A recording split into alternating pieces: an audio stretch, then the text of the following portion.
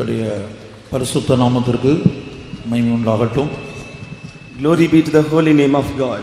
எங்களுடைய அழைப்பினை ஏற்று இந்த ஆசீர்வதிக்கப்பட்டதான வேத பாட கூட்டத்தின் 3ஆம் நாளுக்கு வருகின்ற உங்கள் யாவருக்கும் ஆண்டவராகிய இயேசுவின் இனிய நாமத்தில் நாங்கள் வாழ்த்துதலை தெரிவிக்கிறோம். Accepting our invitation, and those people are gathered here for the third day evening meeting, we greet you in the sweet name of Lord and Savior Jesus Christ. இந்த மாலை வேளையிலே நம்முடைய தியானத்திற்காக யோபு 14ஆம் அதிகாரம் 14ஆம் வசனத்தையும் யோவான் 14ஆம் அதிகாரம் 2-3 வசனங்களையும் வாசிப்போம். Today evening for our meditation, let us take Job chapter 14 verse 14 as well as John the Gospel chapter 14 verses 2 and 3. மனுஷன் செத்தபின் பிழைப்பானோ? எனக்கு மாறுதல் எப்போது வரும் என்று எனக்கு குறிக்கப்பட்ட போராட்டத்தின் நாளெல்லாம் நான் காத்திருக்கிறேன். என் பிதாவின் வீட்டில் அநேக வாசஸ்தலங்கள் உண்டு. அப்படி இல்லாதிருந்தால் நான் உங்களுக்கு சொல்லியிருப்பேன். ஒரு ஸ்தலத்தை உங்களுக்காக ஆயத்தம் பண்ண போகிறேன். நான் போய் உங்களுக்காக ஸ்தலத்தை ஆயத்தம் பண்ணின பின்பு நான் இருக்கிற இடத்திலே நீங்களும் இருக்கும்படி நான் மறுபடியும் வந்து உங்களை என்னிடத்தில் சேர்த்துக் கொள்ளுவேன். If a man die, shall he live again? All the days of my appointed time will I wait till my change come. In my father's house are many mansions. If it were not so, I would have told you. I go to prepare a place for you, and if I go and prepare a place for you, I will come again and receive you unto myself, that where I am, there ye may be also. கர்த்தருடைய பரிசுத்த நாமத்திற்கு மகிமை உண்டாகட்டும். Glory be to the holy name of God. மனுஷன் செத்து போன பிற்பாடு, மரித்து போன பிற்பாடு ஒரு நித்தியமான வாழ்க்கை இருப்பதாக சத்திய வேதம் தெளிவாக கூறுகிறது. The Holy Bible very clearly tells us that after a man die, he has an eternal life. கர்த்தருடைய பரிசுத்த நாமத்திற்கு மகிமை உண்டாகட்டும். Glory be to the holy name of God. நாம் கடந்த 2 நாட்களும் தற்காலிக நரகத்தை குறித்து சில சத்தியங்களை சுருக்கமாக நாம் பார்த்தோம். Previous 2 days we heard certain truths concerning the temporal hell. தற்காலிக நரகமானது பூமியின் தாழ்விடங்களிலே இருப்பதாகவும் அது 3 பிரிவுகளாக இருப்பதாகவும் நாம் பார்த்தோம்.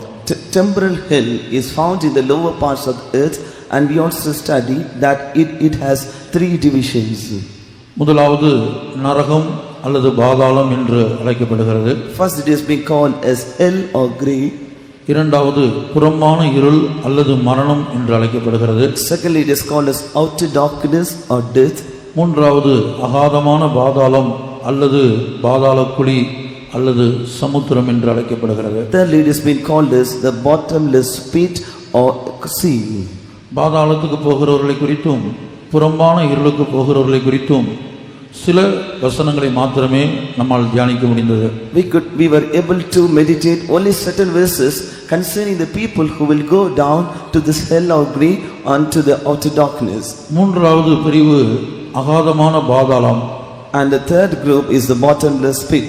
இந்த அகாதமான பாதாளத்திலே விழுந்து போன தூதர்கள், அந்த தூதர்களுடைய சேனைகள் காணப்படுகிறார்கள். And in this bottomless pit the fallen angels and the host are found here. ஏசாயா தீர்க்கதரிசன புத்தகத்திலே 14ஆம் அதிகாரம் 12 முதல் 15 வரை உள்ள வசனங்களிலும், In prophetical book of Isaiah chapter 14 from verses 12 to 15. இந்த வசனங்களை வாசிக்க வேண்டாம், குறித்துக் கொள்ளுங்கள். Just note down these verses, no time to read. அகாதமான பாதாளத்திலே விழுந்து போன தூதர்களின் ஆவிகள் அங்கே காணப்படுகிறது. In this bottomless pit the spirits of the fallen angels are present. வெளிப்படுத்தின விசேஷம் 9ஆம் அதிகாரம் 1 முதல் 11 வரை உள்ள வசனங்கள்.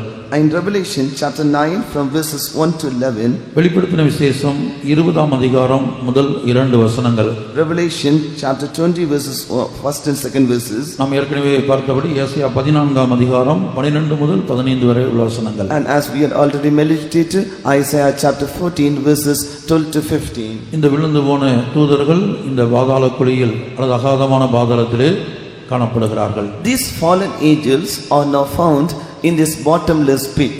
கர்த்தருடைய பரிசுத்த நாமத்திற்கு மகிமை உண்டாகட்டும். Glory be to the holy name of God. வெள்ளை சிங்காசன நியாயத்தீர்ப்புக்கு பிற்பாடு இந்த 3 இடங்களிலும் உள்ளவர்கள் நித்திய நரகத்திலே தள்ளப்படுவார்கள். After the white throne judgment, all those people who will be found in these 3 locations will be taken to the eternal hell. வெளிப்படுத்தின விசேஷம் 20ஆம் அதிகாரம் 13-14 வசனங்களை வாசிப்போம். Revelation chapter 20, let us read verses 13 and 14. சமுத்திரம் தன்னிலுள்ள மரித்தோரை ஒப்புவித்தது, மரணமும் பாதாளமும் தங்களிலுள்ள மரித்தோரை ஒப்புவித்தன. யாவரும் தங்கள் தங்கள் கிரியைகளின்படியே நியாய தீர்ப்பு அடைந்தார்கள். அப்பொழுது மரணமும் பாதாளமும் அக்கினி கடலிலே தள்ளப்பட்டன. இது இரண்டாம் மரணம்.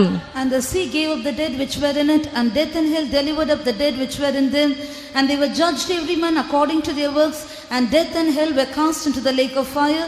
This is the second death. கர்த்தருடைய பரிசுத்த நாமத்திற்கு மகிமை உண்டாகட்டும். Glory be to the holy name of God. இப்படி தற்காலிக நரகமானது வெள்ளை சிங்காசன நியாய தீர்ப்புக்கு பிற்பாடு இந்த தற்காலிக நரகத்திலே 3 பிரிவிலும் காணப்படுகிறவர்கள் நித்திய நரகத்திலே அல்லது நித்திய அக்னிக்கடலிலே தள்ளப்படுகிறார்கள். And after the white throne judgment, and all those people who are found in these 3 locations of the hell will be cast into eternal hell or into the lake of fire.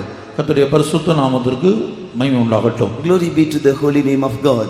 பாதாளத்திலே அல்லது நரகத்திலே யார் காணப்படுகிறார்கள் என்கிற விஷயத்தை நாம் சில வசனங்களை தான் தியானித்திருக்கிறோம். And we meditated only few verses about those people who will partake in this hell or grave. அதுபோல புறம்பான இருளில் யார் காணப்படுவார்கள். Also those people who will partake in the outer darkness. நேற்றைய தினத்திலே நித்திய நரகத்திலே யார் காணப்படுவார்கள் என்பதை குறித்தும் சில வசனங்களை நாம் பார்த்தோம். Yesterday also we meditated certain verses about those people who will partake in this eternal hell.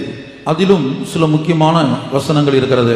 And there is also some important verses. அதை நாம் பரலோகத்தை பற்றி தியானிக்கும் போது சேர்ந்து படிக்கலாம். And when we are meditating about heaven, at the time we can meditate it also. கர்த்தருடைய பரிசுத்த நாமத்திற்கு மகிமை உண்டாகட்டும். Glory be to the holy name of God. இனி நாம் பரலோகத்தை குறித்து தியானிக்க போகிறோம். Now we are going to meditate concerning heaven. என் பிதாவின் வீட்டில் அநேக வாசஸ்தலங்கள் உண்டு. In my father's house there are many mansions. கர்த்தராகிய இயேசு இந்த பூமியில் ஜீவித்த நாட்களில் தெளிவாக சொல்லியிருக்கிறார். When Jesus Christ lived upon the face of this earth, clearly he has told it. பிதாவின் வீட்டில் 4 மகிமையிலே 4 வித்தியாசம் உள்ள விசேஷித்த வாசஸ்தலங்கள் இருப்பதாக வேதம் சொல்லுகிறது. Bible tells that in father's house in the glory there are 4 important places.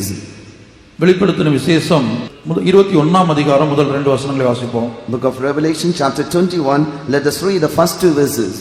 பின்பு நான் புதிய வானத்தையும் புதிய பூமியையும் கண்டேன். முந்தின வானமும் முந்தின பூமியும் ஒழிந்து போயின, சமுத்திரமும் இல்லாமற் போயிற்று. யோவானாகிய நான் புதிய எருசலேமாகிய பரிசுத்த நகரத்தை தேவனிடத்தினின்று பரலோகத்தை விட்டு இறங்கி வர கண்டேன். அது தன் புருஷனுக்காக அலங்கரிக்கப்பட்ட மணவாட்டியைப் போல ஆயத்தமாக்கப்பட்டிருந்தது. And I saw a new heaven and a new earth, for the first heaven and the first earth were passed away, and there was no more sea. And I, John, saw the holy city, New Jerusalem, coming down from God out of heaven, prepared as a bride adorned for her husband. கர்த்தருடைய பரிசுத்த நாமத்திற்கு மகிமை உண்டாகட்டும். Glory be to the holy name of God. நாம் வாசிக்க கேட்ட 2 வசனங்களிலே 3 வித்தியாசமான வாசஸ்தலங்களின் பெயர்களை நாம் பார்க்கிறோம். From the verses which we heard, we are able to hear 3 habitations. முதலாவதாக புதிய பூமி, புதிய வானம், புதிய எருசலேம். First, new earth, new heaven and new Jerusalem. மறுபடியும் சொல்லுகிறேன், புதிய பூமி, புதிய வானம், புதிய எருசலேம் என்கிற 3 வாசஸ்தலங்களின் பெயரை இந்த 2 வசனங்களிலே நாம் பார்க்கிறோம். I repeat again, from both of these verses we are able to see 3 habitations called as new earth, new heaven and new Jerusalem. 4வது ஒரு விசேஷித்த வாசஸ்தலம் இருக்கிறது. தேவன் என்றென்றைக்கும் அங்கேதான் வாசம் பண்ணி கொண்டிருக்கிறார். அந்த வாசஸ்தலத்தின் பெயர் சியோன் என்பதாகும். Fourthly, there is a very important habitation in this place. God is dwelling forever and ever. That place is called as Zion. 132ஆம் சங்கீதம் 13-14 வசனங்களிலே அங்கே தேவன் அதை விரும்பி தெரிந்து கொண்டு அந்த வாசஸ்தலத்தில் வாசம் பண்ணுவதாக சொல்லுகிறார். In Psalms 132 verses 13 and 14 we could see that God desired it and he is dwelling in that place. கர்த்தர் சீயோனை தெரிந்து கொண்டு அது தமக்கு வாசஸ்தலமாகும்படி விரும்பினார். இது என்றென்றைக்கும் நான் தங்கும் இடம், இதை நான் விரும்பினபடியால் இங்கே வாசம் பண்ணுவேன். For the Lord hath chosen Zion, he hath decided for his habitation, This is my rest forever, here will I dwell, for I have desired it. கர்த்தருடைய பரிசுத்த நாமத்திற்கு மகிமை உண்டாகட்டும். Glory be to the holy name of God. இந்த 4 வாசஸ்தலங்களிலே புதிய எருசலேமும் சீயோனும் இந்த 2 வாசஸ்தலங்களும் சேர்ந்து ஒரு ஸ்தலம் என்று அழைக்கப்படுகிறது. Among these 4 habitations, New Jerusalem and Zion joining together, they were called as one habitation. இயேசு நாம் வாசிக்க கேட்ட ஆரம்ப வசனத்தில் சொல்லுகிறாரே, யோவான் 14ஆம் அதிகாரம் 2-3 வசனங்களை வாசித்தோமே, ஒரு ஸ்தலத்தை உங்களுக்காக ஆயத்தம் பண்ண போகிறேன் என்று சொல்லுவது புதிய எருசலேமும் என்கிற வாசஸ்தலமும் சீயோன் என்கிற வாசஸ்தலமும் இந்த 2 வாசஸ்தலங்களும் சேர்ந்து ஒரு ஸ்தலம் என்று இயேசு குறிப்பிடுகிறார். And the verse that we read at the beginning, Jesus Christ told, I go to prepare a place for you. This single place is composing of New Jerusalem and of Zion. கர்த்தருடைய பரிசுத்த நாமத்திற்கு மகிமை உண்டாகட்டும். Glory be to God. இந்த சீயோனும் எருசலேமும் தேவனால் தற்போது கட்டப்பட்டு வருகிறது. And this Jerusalem and Zion is now builded by our Lord. அது ஒரு கட்டடத்துக்கு ஒப்பாகவும் தேவனுடைய ஆலயத்துக்கு ஒப்பாகவும் எபேசியர் 2ஆம் அதிகாரத்தில் நாம் படித்தால் அது ஒரு தேவனுடைய ஆலயமாக எழும்புகிறது என்று நாம் படிக்கிறோம். In Ephesians chapter 2 we could read, it is being builded as a temple of God. அந்த கட்டட வேலை தற்போது நடந்து வருகிறது. Now that building work is on progress. கர்த்தருடைய பரிசுத்த நாமத்திற்கு மகிமை உண்டாகட்டும். Glory be to the holy name of God. ஆனால் புதிய பூமியும் புதிய வானமும் உலகம் உண்டானது முதற்கொண்டு காணப்படுவதாக மத்தேயு 25ஆம் அதிகாரத்திலே இயேசு குறிப்பிடுகிறார். In Matthew chapter 25, Jesus Christ is saying that new earth and new heaven is being present already. 34ஆம் வசனம், மத்தேயு 25:34. Matthew 25:34.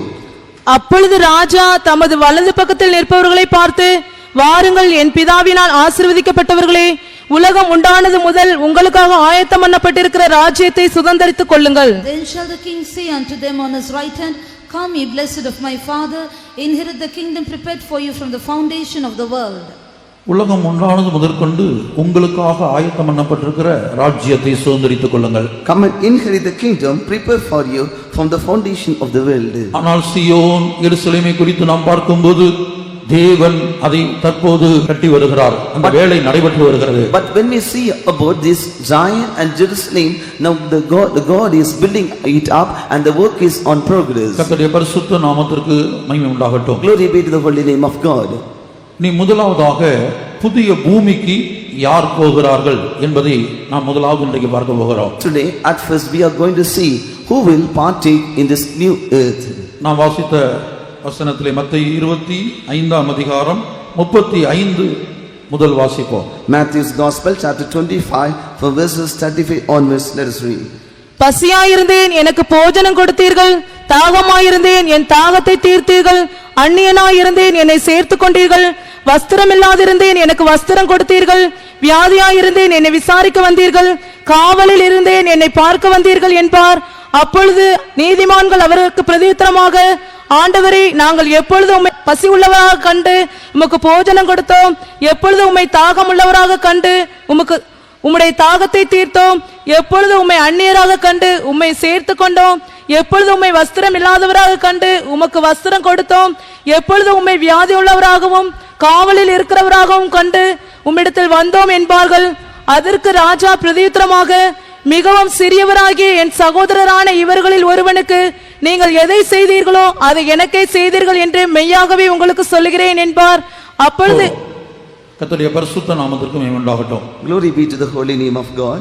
இங்கே புதிய பூமிக்கு யார் போவார்கள் என்பதை குறித்து இயேசு சொல்லும்போது, Here when Jesus Christ is saying about the people who will partake in this new earth, வெறும் ரட்சிப்பை பெற்றவர்கள் இந்த புதிய பூமியை சுதந்தரிக்கிறார்கள். those people who got only salvation will be able to inherit this new earth. ஆனால் அதே வேளையில் At the same time, அவர்களுடைய ஜீவியத்திலே சில சுபாவங்கள் உருவாக்கப்பட்டிருக்க வேண்டும். but at the same time, certain character should be formed in the life. இங்கே இயேசு சொல்லுகிறார், நான் பசியாய் இருந்தேன், நீங்கள் எனக்கு போஜனம் கொடுத்தீர்கள். Jesus told, I was hungered and ye gave me meat. நான் தாகமாய் இருந்தேன், என் தாகத்தை தீர்த்தீர்கள். I was thirsty and ye gave me drink.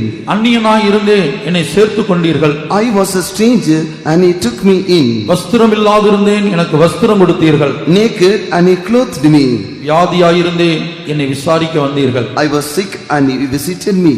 காவலில் இருந்தேன், என்னை பார்க்க வந்தீர்கள். I was in prison and ye came unto me.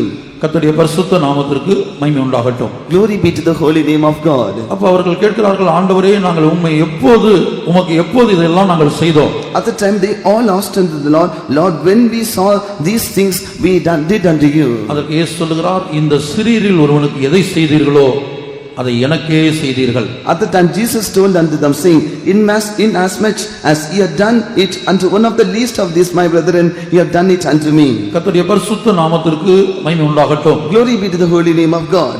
ரட்சிப்பை பெற்றுக்கொண்டதான கர்த்தராகிய இயேசு கிறிஸ்துவை சொந்த இரட்சகராக ஏற்றுக்கொண்டு ரட்சிப்பை பெற்றுக்கொண்ட தேவ ஜனம் இந்த பூமியிலே சில தெய்வீக குணாசிலங்களை வெளிப்படுத்த வேண்டும். The people of God who have accepted Jesus Christ as a personal savior and God saved, they have to develop certain divine characters in the life.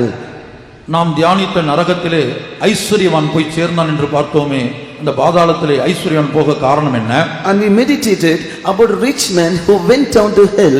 What was the reason for the rich man to go down to the hell? ஏராளமான ஆஸ்தி அவனிடத்தில் இருந்தது. He has much of riches. ஆனால் அவனுடைய வீட்டு வாசற்படியிலே காணப்பட்ட அந்த பிச்சைக்காரனுக்கு, தரித்திரனாகிய லாசருக்கு அவனுடைய பசியை போக்கக்கூடிய அந்த தேவைகளை, உணவை அவன் கொடுக்கவில்லை. But he did not supply food for the beggar Lazarus who was being lying at his doorstep. ஐஸ்வர்யம் திரளாக ஒரு தேவனுடைய மனிதனுக்கு, ஒரு கிறிஸ்தவனுக்கு தேவன் கொடுக்க காரணம் என்ன? Why God gives lot of riches to a Christian? அவர்களுக்கு இருக்கிற ஐஸ்வர்யத்தை வைத்து அவர்கள் மாத்திரம் அனுபவிக்கும்படியாக அல்ல, that not only they should enjoy the riches which God has given unto them, பசியாய் காணப்படக்கூடியவர்களுக்கு அவருடைய பசியை போக்கக்கூடிய உதவியை செய்ய வேண்டும். and they have to give the necessary help for those people who are being hungry. ஒரு ஐஸ்வர்யம் உள்ளவராய் இருக்கும்போது, when a person is rich, அல்லது ஒரு மனிதனுடைய பசியை போக்கக்கூடிய வசதி இருந்தால் போதும், or if he has a facility to solve the hunger of a person, நம்மிடத்திலே பசிக்கிறது என்று கேட்டு வரக்கூடிய, தாகமாய் இருக்கிறது என்று கேட்டு வரக்கூடிய ஒரு நபருடைய தாகத்தை, அவருடைய பசியை நாம் தீர்க்காவிட்டால் நித்திய அக்னி கடலில் போவோம் என்று நாம் அடுத்து இயேசு சொல்கிற வசனங்களிலே நாம் பார்க்கிறோம். If he does not satisfy the hunger and the thirsty nature of a person who comes unto us, in the following verses Jesus Christ is saying, then we will go down to the eternal lake of fire. இந்த இடத்திலே கடந்து வந்த விசுவாசிகளாய் இருந்தாலும், தேவ ஊழியர்களாய் இருந்தாலும், believers or servants of God who are gathered in this place, இல்ல நீங்கள் ஒரு புதிய ஆத்துமாவாய் இருந்தாலும், or maybe you are a newcomer, புதிய பூமிக்குள் பிரவேசிக்க வேண்டுமானால், if you want to enter into new earth, சில தகுதிகள் நம்முடைய ஜீவியத்திலே தேவை. certain eligibility should be found in our life. நீங்கள் தொடர்ந்து உள்ள வசனங்களை நீங்கள் வாசித்து பார்க்கும்போது, when you read the following verses, அதாவது இப்போ நாம் வாசித்த வசனங்களுக்கு ஆப்போசிட்டான சுபாவங்கள் சொல்லப்பட்டிருக்கிறது. there are certain characters written opposite to the characters that we have read just now. 41ஆம் வசனம் முதல் நீங்கள் வாசித்து பார்த்தால், from verses 41 onwards, 41ஆம் வசனத்தை மட்டும் வாசியுங்கள். read verse 41. அப்பொழுது இடது பக்கத்தில் நிற்பவர்களை பார்த்து அவர், சபிக்கப்பட்டவர்களே, என்னை விட்டு பிசாசுக்காகவும் அவன் தூதர்களுக்காகவும் ஆயத்தம் பண்ணப்பட்டிருக்கிற நித்திய அக்கினியிலே போங்கள். Then shall he say also unto them on the left hand, depart from me, ye cursed, into everlasting fire, prepared for the devil and his angels. நாம் ஒவ்வொருத்தரும் நம்முடைய ஜீவியத்தை நிதானிப்போமாக. Let each and every one of us, let us examine our life. கர்த்தருடைய பரிசுத்த நாமத்திற்கு மகிமை உண்டாகட்டும். Glory be to the holy name of God. நீங்கள் மனம் திரும்பி ஞானஸ்நானம் எடுத்து அபிஷேகம் பண்ணப்பட்டு வருடக்கணக்காக இந்த சத்தியத்தில் இருக்கலாம். You would be saved, baptized, anointed, and for many years you might be in this truth. கர்த்தராகிய இயேசு நித்திய நரகத்தில், நித்திய அக்னி கடலில் யார் தள்ளப்படுவார்கள் என்று இங்கே சில காரியங்களை குறிப்பிடுகிறார். Jesus Christ is quoting here about those people who will partake in this eternal lake of fire or hell. நான் பசியாய் இருந்தேன், எனக்கு நீங்கள் ஆகாரம் கொடுக்கவில்லை. I was hungered and he gave me no meat. நான் தாகமாயிருந்தேன், என் தாகத்தை நீங்கள் தீர்க்கவில்லை. I was thirsty and he gave me no drink. நான் வியாதியாயிருந்தேன், நீங்கள் என்னை பார்க்க வரவில்லை. And I was sick and he did not visit me. கர்த்தருடைய பரிசுத்த நாமத்துக்கு உண்டாகட்டும். Glory be to the name of God. ஏற்கனவே என்ன வாசித்தோமோ அதே காரியத்தை இங்கே சொல்லுகிறார். Whatever things that we read before, it is being followed in a similar way. ஆகவே ஒரு மனிதனுடைய பசியை, ஒரு மனிதனுடைய தாகத்தை அறிந்து அல்லது ஒருவன் நம்மிடத்தில் கேட்டு அதை நாம் கொடுக்க மனதில்லாமல் இருந்தால், If a person is thirsty or hungry and if he is asking to us and if you are not giving it to him, ரெண்டு அனுபவம். ஒன்று, அவன் நம்மிடத்தில் கேட்கலாம். To experience, sometimes he may ask unto us. இல்லை, சில நம்மிடத்தில் கேட்காவிட்டாலும், அதாவது பசிக்கு புசிப்பதற்கு கூட ஆகாரம் இல்லாமல் இருக்கிறார்கள் என்கிற அறிவு நமக்கு உண்டாயிருக்கும் சிலரை குறித்து.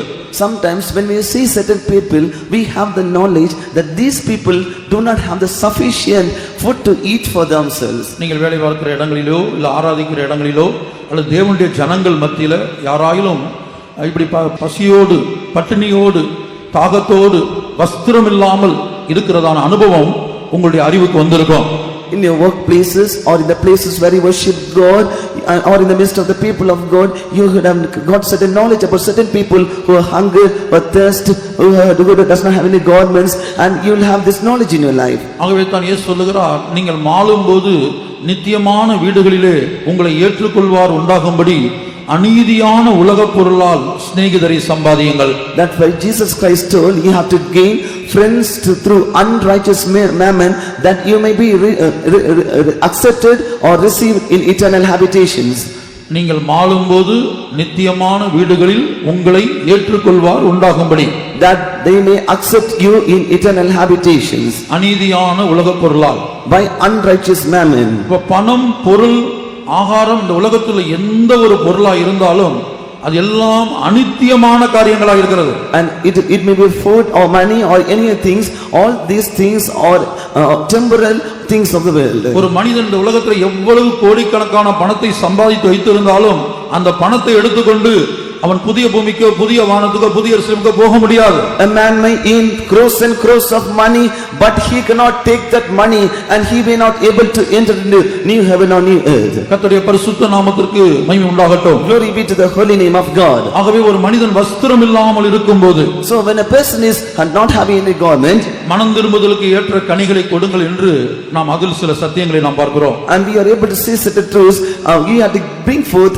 fruits unto repentance. அங்கேயும் இந்த சத்தியம் சொல்லப்பட்டிருக்கிறது. There also this truth is mentioned. ஆகாரம் இல்லாதவங்களுக்கு ஆகாரம் கொடுக்க வேண்டும். And if there is any food for them, you have to supply food. வஸ்திரம் இல்லாதவங்களுக்கு வஸ்திரம் கொடுக்க வேண்டும். And if they do not have any raiment, you have to give raiment. கர்த்தருடைய பரிசுத்த நாமத்துக்கு மகிமை உண்டாகட்டும். Glory be to the name of God. ஆகவே மனம் திரும்பி ஞானஸ்நானம் எடுத்து அபிஷேகம் பண்ணப்பட்டதான தேவனுடைய பிள்ளையே, Oh dear child of God, who is repented, who is baptized and who is anointed, புதிய எருசலேமிலே பிரவேசிக்கலாம் என்கிற நம்பிக்கையில் எதிர்பார்ப்பில் நாம் இந்த வாழ்க்கையை வாழ்ந்து கொண்டிருக்கிறோம். we are living in this life hoping and believing with the confidence that we will enter into New Jerusalem. கர்த்தராகிய இயேசு கிறிஸ்து சொல்லுகிறதான இந்த சத்தியத்தின்படி இந்த சுபாவம் நமக்குள் இல்லாவிட்டால், And according to this character which Jesus Christ is quoting in this place, if you do not have this nature, காவலில் இருந்தேன் என்னை பார்க்க வந்தீர்கள், and I was in prison, he came to visit me. அந்த ஒரு காரியத்துக்கு மாத்திரம் சிறிய விளக்கம் கொடுக்க விரும்புகிறேன். I just want to give an explanation for this alone. இந்த சத்தியத்திலே அநேக தேவனுடைய பிள்ளைகள் காவலில் வைக்கப்பட வேண்டிய சூழ்நிலை வரும். In this truth, many children of God have to be kept in prison. உதாரணமாக யோசேப்பை எடுத்துக்கொள்ளுங்கள். For example, let us consider Joseph. யோசேப்பு எந்த பாவமும் செய்யவில்லை. Joseph did not commit any sin.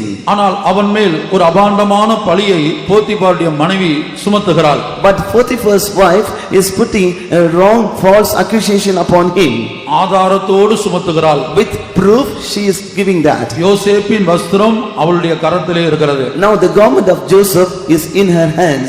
அப்ப இந்த போத்திபாரும் மொத்த எகிப்து தேசமும் அதை நம்பி விட்டது. Now Potiphar and the complete land of Egypt believed it. ஆனால் உண்மை என்ன? But what is the true fact? யோசேப்பு பாவி அல்ல. Joseph is not at all a sinner. ஆனா எல்லாரும் அவனை பாவியாக நம்பினார்கள். But everyone believed that he is a sinner. பாவியாக நம்பினது மாத்திரமல்ல, Not only they believed that he was a a sinner, எகிப்தின் சிறைச்சாலையிலே மிகவும் கொடிய இடமாகிய காவல் கிடங்கிலே அவர் அடைக்கப்பட்டார். and in the most cruel portion of the prison of Egypt, in a dungeon, he was being imprisoned. கர்த்தருடைய பரிசுத்த நாமத்திற்கு மகிமை உண்டாகட்டும். Glory be to the holy name of God. காவல் கிடங்கிலே அடைக்கப்பட்டார். And he was being put in the inner prison. அதுபோல இந்த சத்தியத்திலே புதிய எருசலேமாய் சியோனாய் மாறும்படியாய் அழைக்கப்பட்ட தேவனுடைய பிள்ளைகளுக்கு, Similarly, the people of God who have been called to enter into New Jerusalem and Zion, இப்படிப்பட்ட அபாண்டமான பழிகள் அவர்கள் மேல் சுமத்தப்படலாம். such kind of wrong accusations may be blamed upon them. தயவு செய்து இந்த காரியத்தை கவனிக்கும்படியாய் தேவ ஜனங்களை நான் கேட்கிறேன். Oh dear people of God, I request you to incline to this matter. இப்படி அபாண்டமான பழிகள் ஒரு தேவ ஊழியர் மேல் வரலாம் அல்லது ஒரு தேவனுடைய பிள்ளை மேல் வரலாம். Such false accusations, blames may come upon a servant of God or a believer. சிலவேளை அந்த போத்திபாருடைய மனைவியை போல சிலர் ஆதாரபூர்வமாக பல ஆதாரங்களை உண்டாக்கலாம். Some people, like unto Potiphar's wife, they may bring forth, create many proofs for that. அதன் நிமித்தமாக அநேக தேவனுடைய பிள்ளைகள் காவலில் அடைக்கப்படலாம் அல்லது சிட்சிக்கப்படலாம். Due to that, many children of God might be imprisoned and be chastened. அப்படி சிட்சிக்கப்படக்கூடியவர்களை அற்பமாய் எண்ணுவதோ அவர்களை தூசிப்பதோ நம்முடைய வாழ்க்கையில் இருக்கக்கூடாது. And those people who have been imprisoned in this manner, we should not blaspheme them or we should not despise them. இதற்கு நான் பார்வோனுடைய ஜீவியத்தை உங்களுக்கு உதாரணமாக வைக்க விரும்புகிறேன். I want to place the life of Pharaoh as an example for you. அந்த எகிப்தின் ராஜாவாகிய பார்வோனுக்கு காணப்பட்ட சுபாவம் அபிஷேகம் பண்ணப்பட்ட நமக்குள் இருக்கிறதா என்பதை நிதானிப்போம். Let us examine whether we have the character of the Pharaoh in our life. We have anointing of God. பார்வோன் ஒரு சொப்பனத்தை பார்க்கிறான். Pharaoh saw a dream. அந்த சொப்பனத்துக்கு அர்த்தத்தை சொல்லக்கூடிய அந்த சக்தி யோசேப்புக்கு இருப்பதாக கேள்விப்படுகிறான். And he came to know that Joseph has the ability to give the interpretation for the dream. ஆனால் யோசேப்பு எங்கே இருக்கிறார்? But where is Joseph now? யோசேப்பு எங்கே இருக்கிறார்? Where is Joseph? காவல் கிடங்கிலே காணப்படுகிறார். He is now found in the inner prison. அப்ப எகிப்தின் சிறைச்சாலையில ஒரு எஃப்ஐஆர் இருக்குது. அவருடைய மேல் உள்ள குற்றச்சாட்டு என்ன? And that was an FIR in the prison of Egypt concerning Joseph. What is the blame that was kept upon Joseph? ஒரு பெரிய பாவம், A great sin. ஒரு விபச்சார பாவம் A sin of adultery. அவர் மேல் சுமத்தப்பட்டிருக்கிறது. It is being kept upon him. அப்ப இப்படிப்பட்ட ஒரு மனிதனிடத்திலே நம்மில் எத்தனை பேர் போய் அவர் சொல்லுகிற வார்த்தையை தேவனுடைய வார்த்தையாக ஏற்றுக்கொள்வோம்? And how many of us will go to that person and take his word as the word of God? ஃபெய்த்தோமில் இல்லை, Not in Faithum, அது ஒரு ஆலயத்தில் ஒரு போதகராய் இல்லை, and is not a preacher or a priest in a temple. ஒரு காவல் கிடங்கிலே சிறைச்சாலையிலே, எகிப்தின் சிறைச்சாலையிலே மோசமான இடம் தான் காவல் கிடங்கு. சரித்திரத்தை படித்து பார்த்தால் சிறைச்சாலையில பல அறைகள் இருக்கு. அதுல மிகவும் கொடூரமான இடம் தான் காவல் கிடங்கு. And in the prison of Egypt there are many cells. Among them the most cruel portion is the inner prison, and Joseph was found there. அந்த காவல் கிடங்கில் இருக்கக்கூடிய யோசேப்பை வெளியே கொண்டு வந்து அவர் மேல் உள்ள குற்றச்சாட்டுகளை பார்க்கவில்லை. And they did not bring Joseph out of the prison and did not see the faults that was found upon his life. தான் ஒரு சொப்பனம் பார்த்ததை யோசேப்புக்கு பார்வோன் சொல்லுகிறார். And now Pharaoh told about a dream that he saw. அதாவது அந்த சொப்பனத்துக்கு அர்த்தத்தை யோசேப்பு சொன்னபோது When Joseph gave the interpretation for the dream, பார்வோன் என்ன செய்தார்? what did Pharaoh did? மொத்த எகிப்து சாம்ராஜ்யம், ஒரு பெரிய சாம்ராஜ்யம், அது மொத்த எகிப்துடைய ராஜ்யத்துடைய அதிகாரத்தையும் அந்த யோசேப்புடைய கரத்திலே கொடுத்து விட்டார். Now Pharaoh gave the complete authority, the complete power of the land of Egypt into the hands of this Joseph. சிறைச்சாலையிலே காணப்பட்டவர், The person who was in the prison, விபச்சார பட்டம் சுமத்தப்பட்டிருக்கிறது.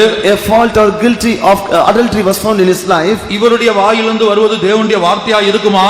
Whether the words coming out of his life will be the word of God, இந்த சொப்பனத்தின் அர்த்தம் சரிதானா? whether the meaning of the dream is true, எந்த சந்தேகமும் வரவில்லை.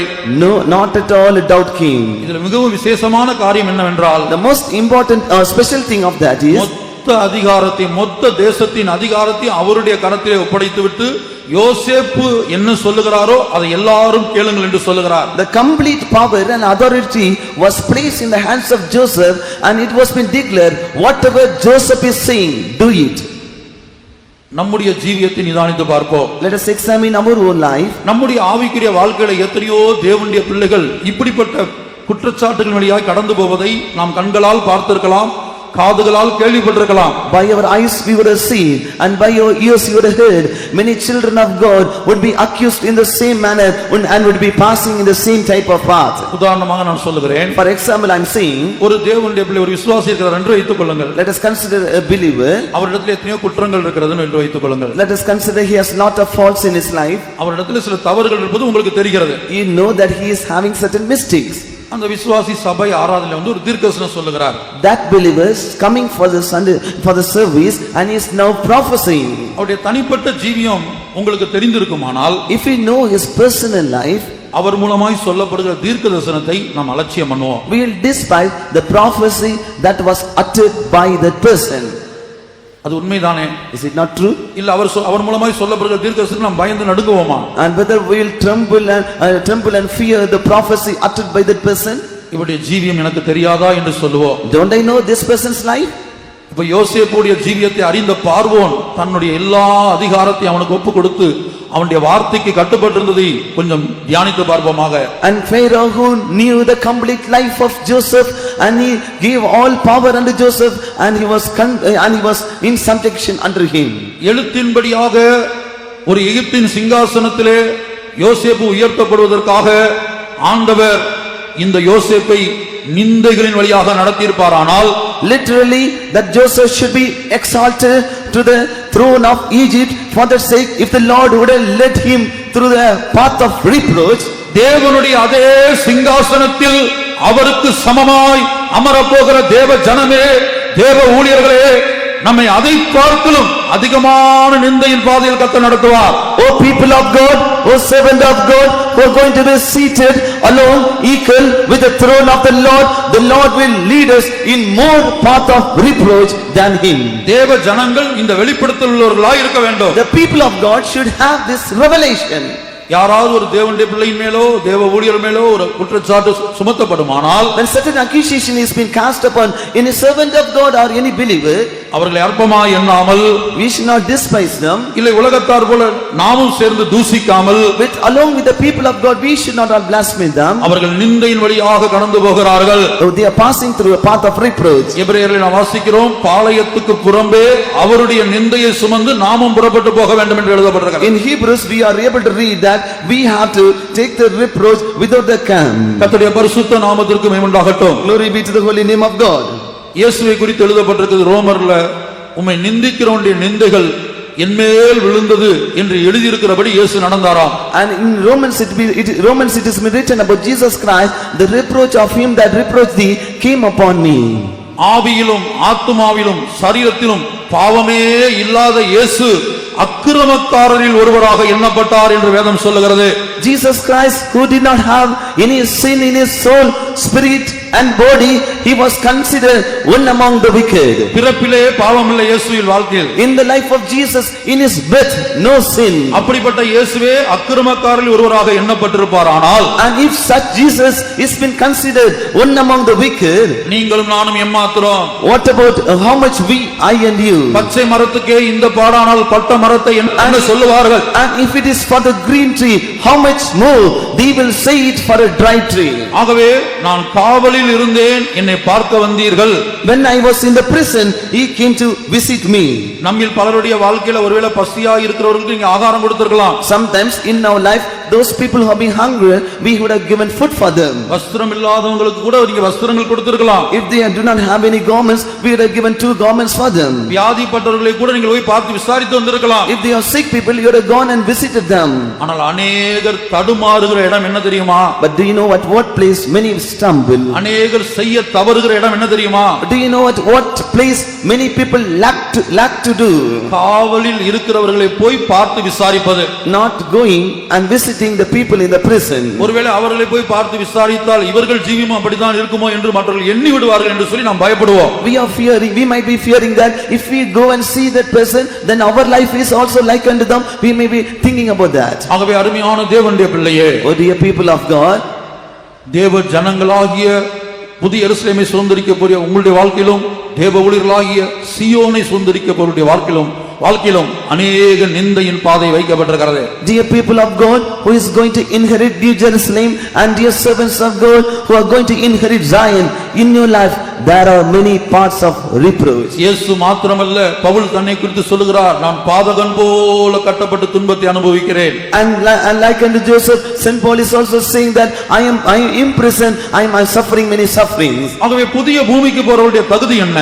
What is eligibility for a person to go down to new இந்த காவலில் இருக்கிறவர்களை நீங்கள் பார்க்க போகாவிட்டால், அவர்களை விசாரிக்காவிட்டால், இல்ல அவர்களுக்காக ஜெபிக்காவிட்டால் நித்திய அக்னி கடலிலே தள்ளப்படுவீர்கள். If you do not go and visit and anger, or at least don't pray for these persons who are in the prison, then you will take part in the eternal lake of fire. நேற்றைய தினத்திலே நித்திய நரகத்துக்கு யார் போவார்கள் என்று சில வசனங்களை சொன்னேன். Yesterday I told certain verses about the people who will partake in the lake of fire. ஆனால் இந்த ஒரு சம்பவத்திலே புதிய பூமிக்கு யார் போகிறார்கள் என்றும் நித்திய அக்னி கடலுக்கு யார் போகிறார்கள் என்றும் இயேசு தெளிவாக குறிப்பிடுகிறார். In this place Jesus Christ is very clearly saying about the group of people who will go to the new earth and the group of people who will go to the lake of fire. இன்றைக்கு நம்முடைய ஜீவியத்தை நாம் நிதானித்து பார்ப்போம். Today let us all examine our own life. பசியாய் இருக்கிறார்கள் என்று ஒரு மனிதனை குறித்து அறிந்து அவருடைய பசியை போக்கக்கூடிய ஒரு இருதயம் நமக்கு இருக்கிறதா? And do you have a heart when we see those people who have found us hunger to solve or satisfy the hungerness? தாகமாய் இருக்க வேண்டிய தாகத்தை தீர்க்கக்கூடிய இருதயம் இருக்கிறதா? And do you have the heart to satisfy or quench the thirst of the thirsty? வஸ்திரமில்லாதவர்களுக்கு வஸ்திரம் கொடுக்கக்கூடிய இருதயம் இருக்கிறதா? Do you have the heart to give garments for the naked ones? நமக்கு கொடுக்கப்பட்ட பரிசுத்தவான்களை விசுவாசிக்கக்கூடிய இருதயம், பரிசுத்தவான்கள் என்று விசுவாசிக்கக்கூடிய இருதயம் இருக்கிறதா? Do you have the heart to believe the saints who are given unto us as saints? அவர்கள் மூலமாய் சொல்லப்படுகிற வார்த்தைகளை தேவனுடைய வார்த்தையாக ஏற்றுக்கொண்டு அந்த பார்வோனை போல நம்மை ஒப்படைக்க முடிகிறதா? Are we able to accept the word of God given by them as the word of God itself, and do you have the heart like unto Pharaoh? கர்த்தருடைய பரிசுத்த நாமத்திற்கு மகிமை உண்டாகட்டும். Glory be to the holy name of God. ஒரு கழுதை பேசினது. As spoke. ஒரு கழுதை பேசினது. A donkey spoke. இந்த கழுதை சொல்லி நான் என்ன கேட்பது என்று அந்த பிலேயாம் நினைத்திருந்தால், If the Balaam would have thought, if this is speaking and if I am hearkening to that, அன்றைக்கு பிலேயாமுக்கு தலை இருந்திருக்காது. on the day Balaam would not have the head. ஆகவே யார் தீர்க்கதரிசனம் சொன்னாலும், So whosoever may be prophesying, நாம் அவருடைய தனிப்பட்ட ஜீவியத்தை அற்பமாய் எண்ணி விமர்சித்து அவர்கள் மூலமாய் சொல்லப்படுகிற கர்த்தருடைய வார்த்தையை அற்பமாய் எண்ணாதிருப்போமாக.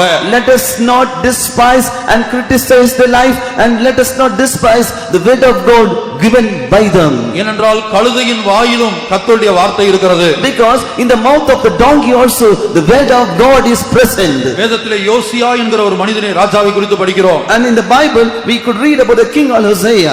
நியாயப்பிரமாண புத்தகம் வாசிக்கப்பட்ட போது அவனுக்கு 5 அனுபவங்கள் உண்டானது. When the book of the law was read, he got 5 experiences. இருதயம் இலகினது. His heart melted. வஸ்திரங்களை கிழித்துக் கொண்டான். He rended his garments. கண்ணீர் விட்டான். He shed tears. நல்ல ஒரு பக்தன். He was a good saint. ஆனா அதே வேளையில் At the same time, கர்த்தருடைய வார்த்தை எகிப்தின் ராஜாவாகிய பார்வோன் நேகோ என்கிற ராஜாவின் மூலமாக கர்த்தர் பேசினார். at the time the word of God, the Lord spoke through the king of Egypt called Parvanehu. அவன் மூலமாக கர்த்தர் பேசினார். And through him the Lord spoke.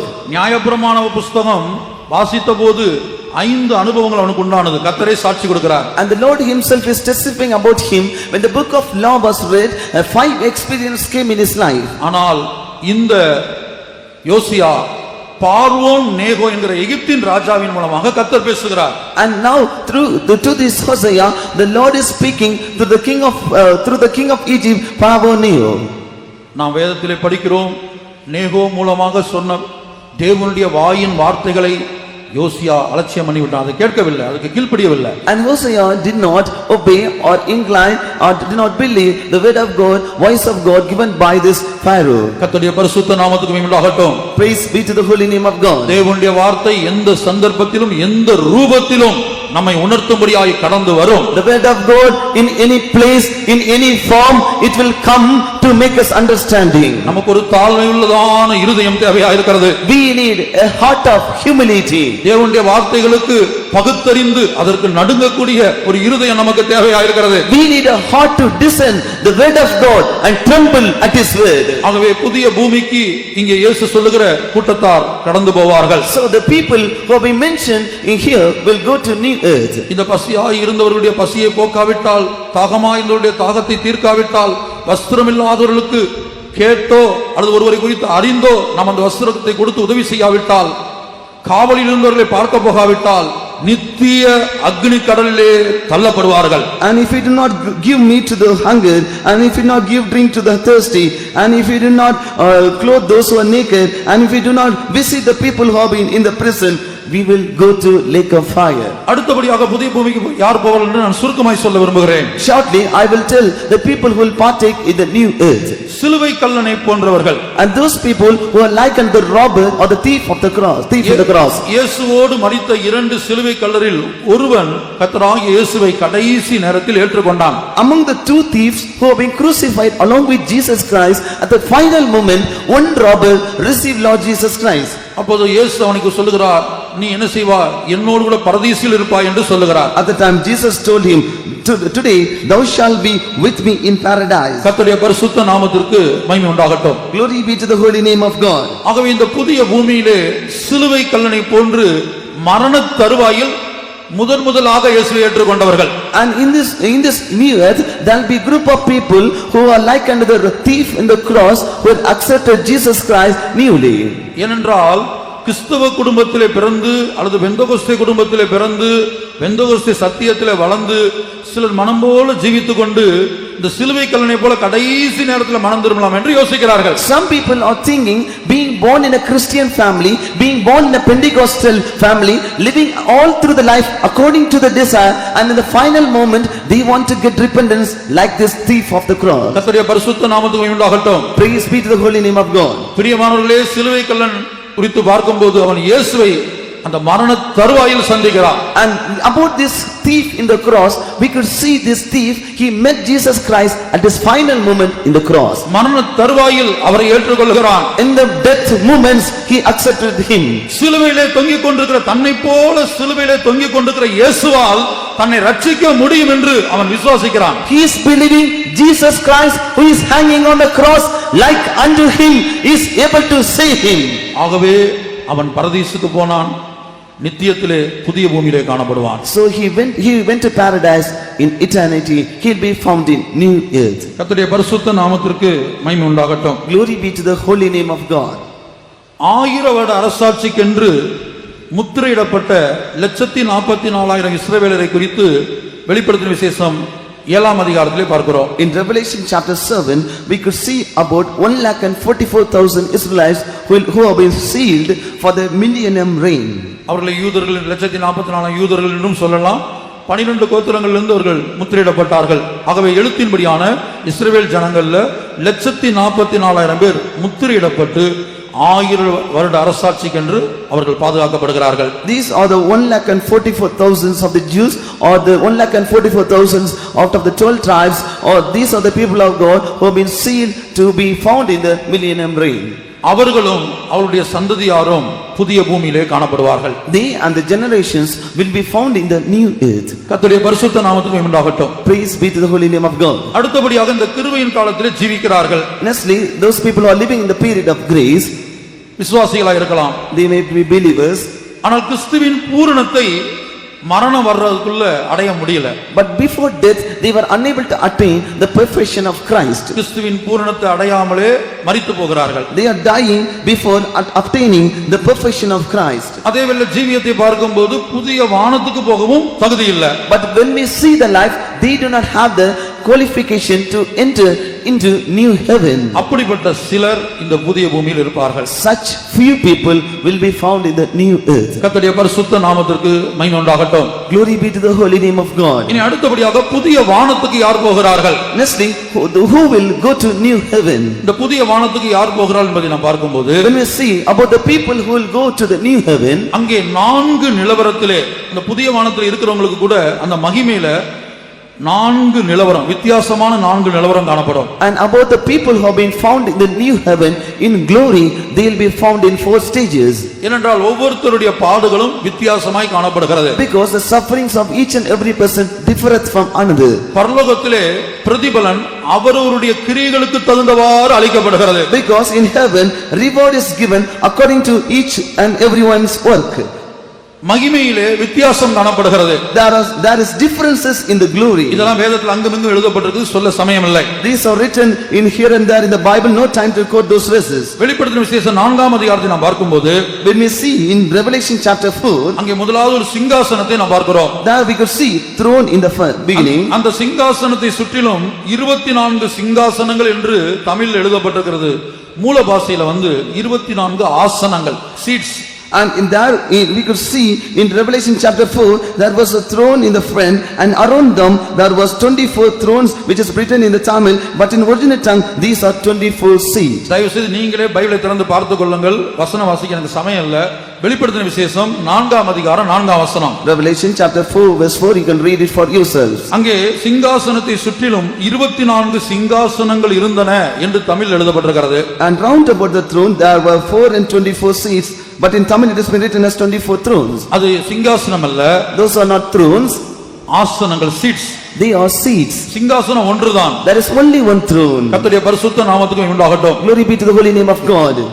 அந்த 24 ஆசனங்கள்ல 24 மூப்பர்கள் காணப்படுகிறார்கள். And upon these 24 seats 24 elders are found. கர்த்தருடைய பரிசுத்த நாமத்திற்கு மகிமை உண்டாகட்டும். Glory be to the holy name of God. அடுத்த 6ஆம் வசனத்தை வாசிக்கும்போது, In the following verse 6 when we read, அங்கே ஒரு பளிங்கு கொப்பான கண்ணாடி கடலை பார்க்கிறோம். and there we can see a sea of glass like unto crystal. அதே வசனத்தில் 6ஆம் வசனத்தில் சிங்காசனத்தை சுற்றிலும் 4 ஜீவன்கள் இருந்ததாக பார்க்கிறோம். And there we could see in the same verse, round about the throne were found 4 beasts. ஆகவே 6ஆம் வசனத்தில் 2 கூட்டத்தார். So in the verse 6 there are 2 groups. ஒன்று பளிங்கு கொப்பான கண்ணாடி கடல், First a sea of glass like unto crystal. இரண்டாவது 4 ஜீவன்கள். Secondly 4 beasts. அடுத்து வெளிப்படுத்தின விசேஷம் 15ஆம் அதிகாரம் 2ஆம் வசனத்தை வாசிக்கும்போது, Nestly, Revelation chapter 15 and verse 2 when we read, அங்கே அக்னி கலந்த கண்ணாடி கடல் அருகே ஒரு கூட்டத்தார் காணப்படுகிறார்கள். and there we could see a group of people by a sea of glass mingled with fire.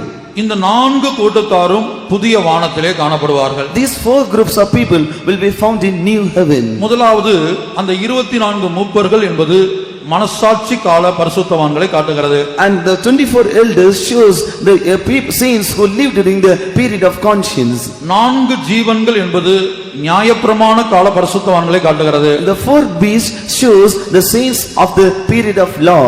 பளிங்கு கொப்பான கண்ணாடி கடல் என்பது பொதுவான இரத்த சாட்சிகள், ஆபேல் முதல் பொதுவான இரத்த சாட்சிகள். இந்த கிருபையின் காலத்தில் கூட சில இரத்த சாட்சிகள் இருக்கிறார்கள். A sea of glass like unto crystal shows all the common martyrs right from the Abel right under the period of the grace. அதிலே ஒரு காரியத்தை நீங்கள் கவனிக்க வேண்டும். You have to hearken one thing.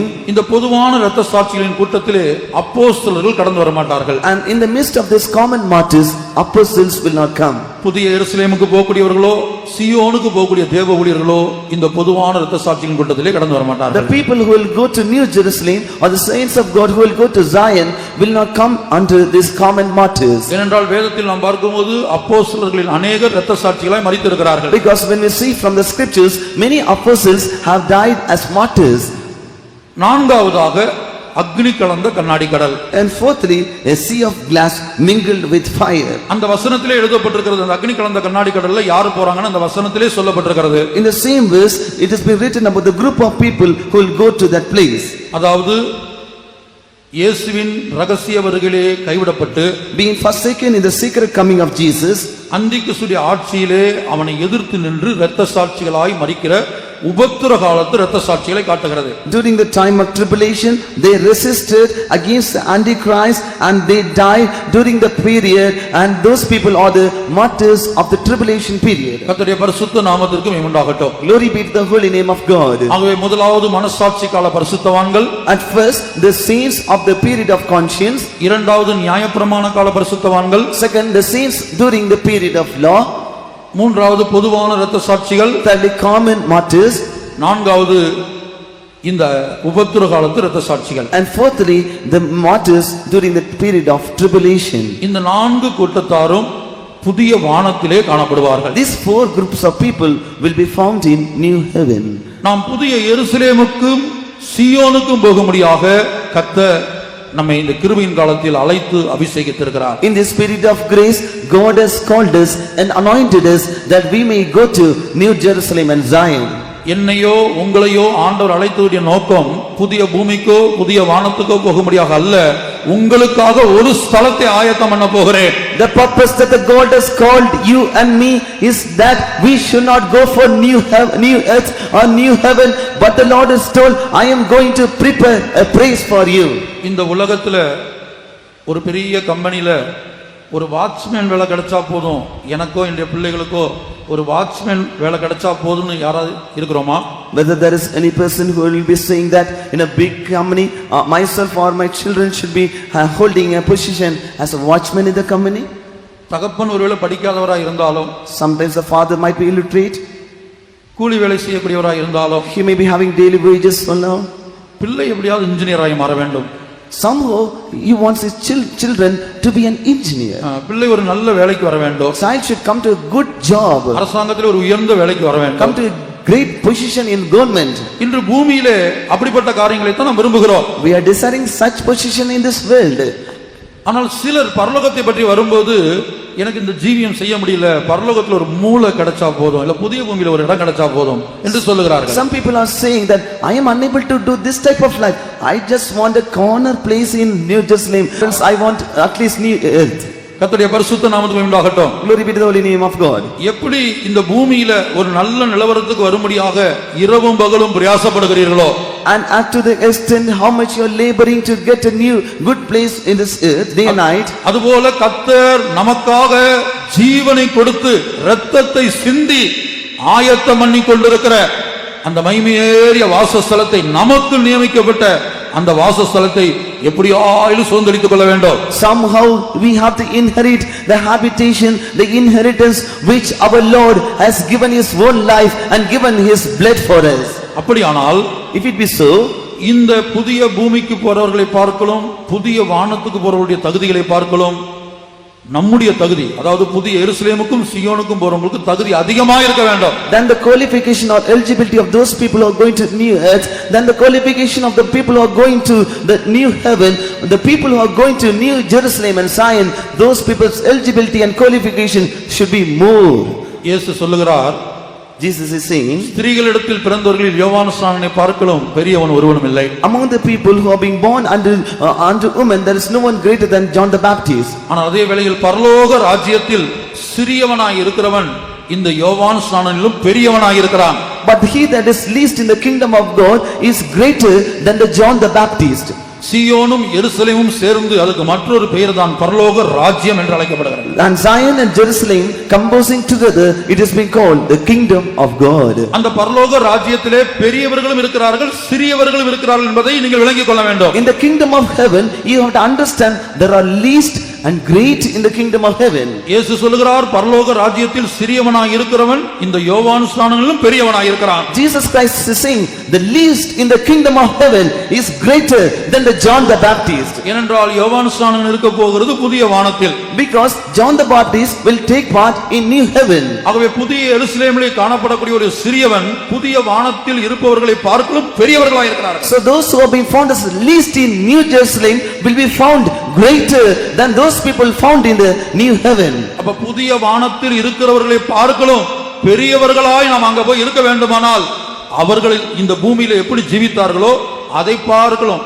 மேன்மையான ஒரு ஜீவியத்தை நாம் செய்ய வேண்டும். If we want to be seated as people greater in New Jerusalem than those people living in new heaven, then we have to live a greater life in this earth during this time than those people who are going to partake in new heaven. நான் மறுபடியும் சொல்லுகிறேன், I repeat again, புதிய வானத்திலே பிரவேசிக்கிற பரிசுத்தவான்களை பார்க்கலாம். don't the saints who are going to enter into new heaven, அவர்கள் இந்த பூமியில் செய்த ஜீவியத்தை, அவர்கள் சுபாவத்தை ஆராய்ந்து பார்த்து we have to examine and search the life and the characters that they had lived during this earth. அவர்களை பார்க்கலும் மேன்மையான ஒரு ஜீவியத்தை நாம் செய்தால் மாத்திரமே புதிய எருசலேமிலே பிரவேசிக்க முடியும்.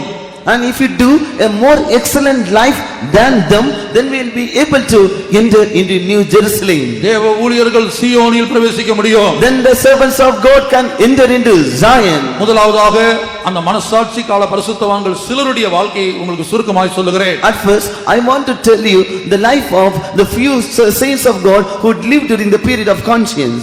நோவா ஒரு மனசாட்சி கால பரிசுத்தவானாய் இருக்கிறார். Noah is one among the saints of the period of conscience. அவருடைய ஜீவியத்திலே பல்வேறு விசேஷங்களை நாம் பார்க்கலாம். There are many specialities found in his life. ஆனால் ஒரு வசனத்தை மட்டும் பார்ப்போம். Let us consider only one verse. எபிரேயர் 11ஆம் அதிகாரம் 7ஆம் வசனத்திலே நோவாவின் ஜீவியத்தை குறித்து எழுதப்பட்டிருக்கிறது. In Hebrews chapter 11 verse 7, about the life of Noah is mentioned there.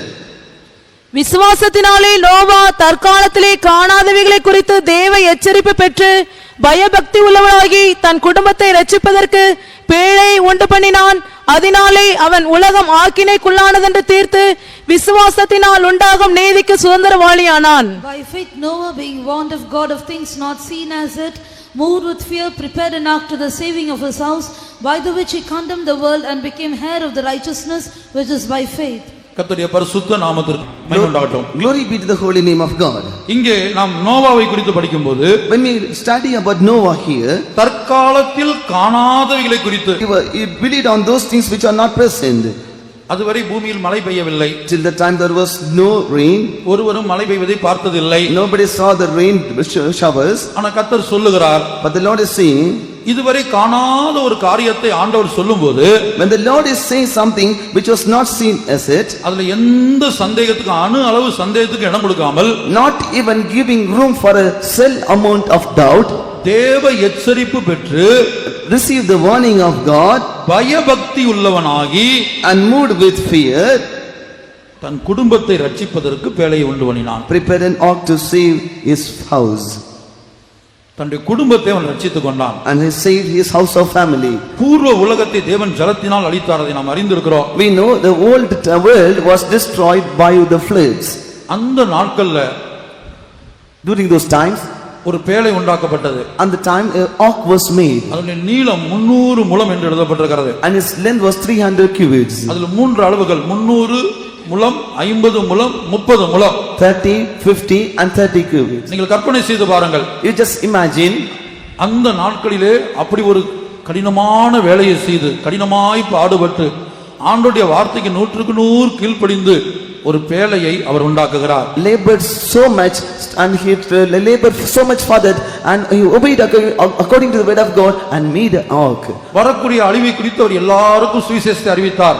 And he declared the gospel unto all people about the destruction which is coming unto them. தான் பெற்றுக்கொண்ட சத்தியத்தை, இந்த உலகத்துக்கு வரக்கூடிய அழிவை அவர் எல்லாருக்கும் அறிவித்தார். He declared unto all people about the destruction that is coming unto the world and about the truth that was given unto him.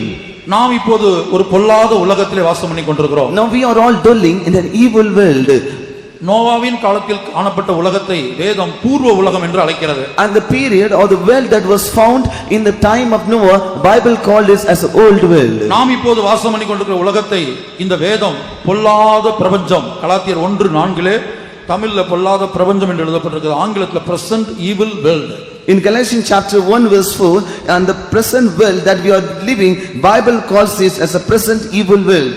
அப்ப இந்த பொல்லாத உலகத்துக்கு அக்னிக்கிரையாக வைக்கப்பட்டிருப்பதாக வேதம் சொல்லுகிறது. Bible tells us this present evil world is kept to be burnt by fire. இந்த இடத்துல கடந்து வந்த எல்லா தேவனுடைய பிள்ளைகளுக்கும் நீங்கள் ஆராதிக்க போகிற இடங்களில் உள்ள பரிசுத்தவான்கள் வரப்போகிற அழிவை குறித்து எத்தனையோ சந்தர்ப்பத்தில் பிரசங்கித்து வருகிறார்கள். All the people who have been gathered in this place, in the places in which you go for to worship the Lord, the saints of God were preaching unto you about the destruction that is coming to the world.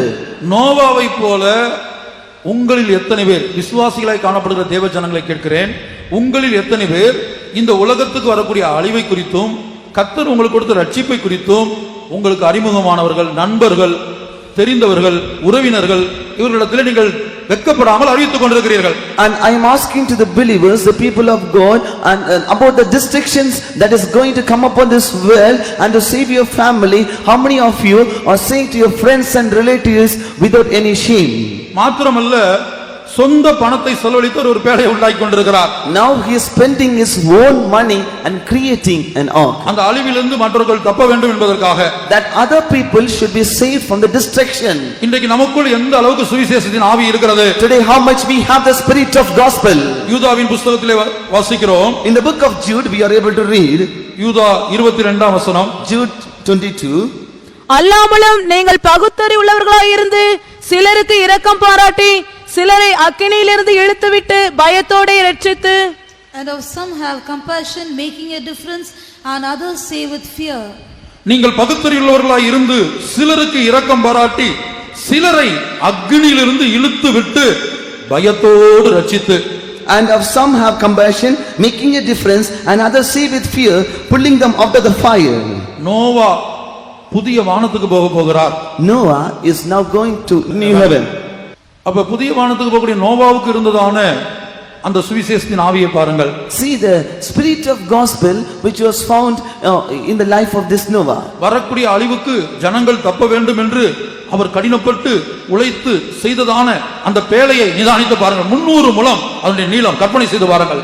Just imagine the ark that was built by Noah, which was so long, 300 cubits long. கர்த்தருடைய பரிசுத்த நாமத்திற்கு மகிமை உண்டாகட்டும். Glory be to the holy name of God. இன்றைக்கு நம்ம எத்தனை பேர் நாம் பெற்றுக்கொண்ட ரட்சிப்பை மற்றவர்களுக்கு அறிவிக்கக்கூடியவர்களாக இருக்கிறோம்? How many of us are able to declare the salvation that we have received in life to others? புறஜாதியாகிய நேபுகாத்நேச்சாரை குறித்து வேதத்திலே பார்க்கிறோம். About the heathen Nebuchadnezzar, we are able to read from the scripture. அவனுடைய தனிப்பட்ட வாழ்க்கையில ஆண்டவர் அவனுக்கு ஒரு ரட்சிப்பை கொடுத்தார். அது ரட்சிப்பு என்று சொல்லும்போது ஒரு விடுதலை. ரட்சிப்பு என்கிற வார்த்தைக்கு மூல பாஷையில பல அர்த்தம், அதுல ஒரு அர்த்தம் விடுதலை. And in the life of Nebuchadnezzar, the Lord gave a salvation in his life. In salvation means in original tongues a deliverance. அவன் சாதாரண மனிதன் அல்ல. He was not an ordinary person. Babylon சாம்ராஜ்யம் என்பது கிட்டத்தட்ட முழு உலகத்திலும் 127 நாடுகளை ஆளுகை செய்து கொண்டிருந்தார்களாம். The Babylon emperor, their kingdom was ruling over 127 provinces. Babylon சாம்ராஜ்யத்துக்கு அப்புறம் தான் மேதியா பெர்சியா வந்தது. And after the kingdom of Babylon only the kingdom of Media and Persia came. Esther 1:1 வாசித்தால் நம்முடைய இந்தியா முதற்கொண்டு எத்தியோப்பியா வரைக்கும் 127 நாடுகளை ஆளுகை செய்தார்கள். In Esther chapter 1 verse 1, and we could study from the land of India until Ethiopia, they were ruling over 127 provinces. இனி Nebuchadnezzar ஜீவிதத்துக்கு திரும்புவோம். Let us turn to the life of Nebuchadnezzar. அவர் என்ன செய்தார்? What he did, ஆண்டவர் அவர் கொடுத்த ரட்சிப்பை, and the salvation which God gave unto him, கர்த்தர் அவர் கொடுத்த விடுதலையை, the deliverance which God gave unto him. தானியேல் 4ஆம் அதிகாரம் முதல் 3 வசனங்களை வாசியுங்கள். Daniel chapter 4, the first 3 verses. ராஜாவாகிய நெபுகாத்நேச்சார் பூமி எங்கும் குடியிருக்கிற சகல ஜனத்தாருக்கும் ஜாதியாருக்கும் பாஷைக்காரருக்கும் எழுதுகிறது என்னவென்றால், உங்களுக்கு சமாதானம் பெருக கடவுது. உன்னதமான தேவன் என்னிடத்தில் செய்த அடையாளங்களையும் அற்புதங்களையும் பிரசித்தப்படுத்துவது எனக்கு நன்மையாய் கண்டது. அவருடைய அடையாளங்கள் எவ்வளவு மகத்துவமும் அவருடைய அற்புதங்கள் எவ்வளவு வல்லமை உள்ளதுமாய் இருக்கிறது. அவருடைய ராஜ்யம் நித்திய ராஜ்யம், அவருடைய ஆளுகை தலைமுறை தலைமுறையாக நிற்கும். Nebuchadnezzar, the king unto all people, nations and languages that dwell in all the earth, peace be multiplied unto you. I thought it good to show those signs and wonders that the high God hath wrought toward me. How great are his signs and how mighty are his wonders. His kingdom is an everlasting kingdom, and his dominion is from generation to generation.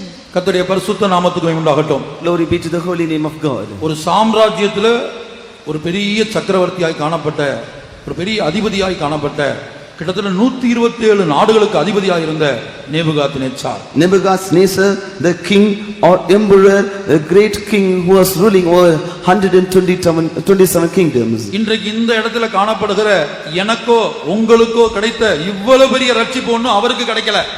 And this so great salvation which I or you receive, he did not receive that. ஏனென்றால் நம்முடைய ரட்சிப்பை குறித்து எபிரேயர் 2:4 படிக்கிறோம். இவ்வளவு பெரிதான ரட்சிப்பு என்று எழுதப்பட்டிருக்கிறது. In Hebrews chapter 2 verse 4 it is written, so great salvation. நம்முடைய தனிப்பட்ட ஜீவியத்தில் ஆண்டவர் எத்தனை அற்புதங்களை செய்திருக்கிறார். உங்களுடைய குடும்பங்களிலே, உங்களுடைய சொந்த வாழ்க்கையில எத்தனை மரண கண்ணிகள் வந்து தப்புவித்திருக்கிறார். In your personal life, how many wonders and how many miracles the Lord has done. The Lord has saved you from many snares of the death. 127 நாடுகளுக்கு கடிதம் எழுதுகிறார். And he is writing letters to 127 nations. எல்லா ஜாதிக்காரங்க ஒவ்வொரு பாஷைக்கும் அவங்கவங்க லாங்குவேஜ்ல கடிதம் எழுதுகிறார். To each and every nations and each and every language, to each and every language is writing the letters in their own language. உன்னதமான தேவன் என்னுடைய வாழ்க்கையில் செய்த அற்புதங்களையும் அடையாளங்களையும் பிரசித்தப்படுத்துவது எனக்கு நன்மையாக கண்டது. And I thought it good to shew the great signs and wonders that the high God hath wrought toward me. கர்த்தருடைய பிள்ளையே, நாம் பல்வேறு நிலவரங்களிலிருந்து ரட்சிக்கப்பட்டு வந்திருக்கிறோம். நீங்கள் பெற்ற இந்த வெளியேறப்பட்ட ரட்சிப்பை முதல்ல உங்க சொந்த குடும்பத்தில் உள்ளவங்களுக்கு, ரட்சிக்கப்படாதவங்களுக்கு இதுவரை கடிதம் எழுதி இருக்கிறீர்களா? இந்த சத்தியத்தை குறித்து அறிவித்து இருக்கிறீர்களா? Beloved ones, many of us have come to this place being saved from many matters and many circumstances. Have you written letters to your family members who have not been saved? அதுபோல நோவா அறிவித்தார். In this way Noah declared, ஆனால் யாருமே கீழ்ப்படியவில்லை. nobody obeyed. ஆனா குடும்பத்தில் உள்ள 8 பேர் காக்கப்பட்டார்கள் என்று நாம் படிக்கிறோம். But we see 8 members of the family were saved. பேதுரு அப்போஸ்தலன் அதை சொல்லுகிறார், 8 பேரும் காக்கப்பட்டார்கள். Saint Peter is saying that 8 members of the family were saved. கர்த்தருடைய பரிசுத்த நாமத்துக்கு மகிமை உண்டாகட்டும். Glory be to the name of God. அதுபோல இன்றைக்கு இந்த சத்தியத்திலே கடந்து வந்த நீங்கள், ஒருவேளை உறவினர்கள், நண்பர்கள், கூட வேலை பார்க்கிறவங்க, இவங்களை நீங்க ரட்சிக்காம இருக்கலாம். உங்க சொந்த குடும்பத்தில் உள்ள எல்லாரையும் நீங்கள் பாதுகாத்து இருக்கிறீங்களா இந்த ரட்சிப்புல? Those people who come for this meeting, sometimes you know not have saved your friends and relatives. At least have you saved all the members who have been found in your own family.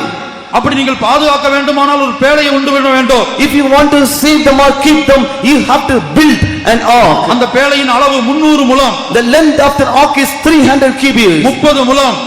30 feet. 50 முழம். 50.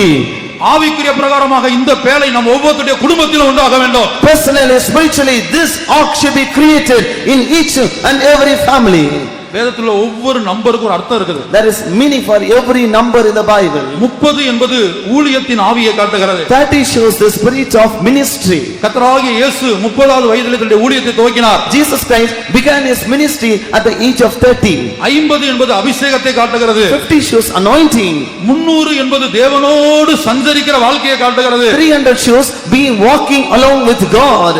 ஏனோக்கு 300 வருடம் தேவனோடு சஞ்சரித்தாராம். Enoch walked with God 300 years. நம் ஒவ்வொருடைய குடும்பத்தில் ஒரு பேழை உண்டாக்கப்பட வேண்டும். In each of our family an ark has to be built. நல்ல ஆவிக்குள்ளாகி தனிப்பட்ட விதத்தில் நாம் தேவ சமூகத்தில் காணப்பட வேண்டும். Being filled with the spirit of the Lord, we should be found in a good manner in the presence of God. ஆவிக்குள்ளாகி என்று சொல்லும்போது வெறும் அந்நிய பாஷை பேசுவது மாத்திரமல்ல. Being filled in the spirit of God, not just speaking in unknown tongues. சிலர் அந்நிய பாஷை பேசுவதிலே திருப்தி அடைகிறார்கள். Some are being satisfied in speaking unknown tongues. இந்த பாஷையெல்லாம் ஒரு நாள் ஓய்ந்து போகும் என்று வேதம் சொல்லுகிறது. Bible tells that this tongues will cease one day. அபிஷேகத்தின் மூலமாக நமக்குள்ள உருவாக்கப்பட வேண்டிய எத்தனையோ மேன்மையான கிரியைகள் இருக்கிறது. There are many works which has to be created by anointing in our life.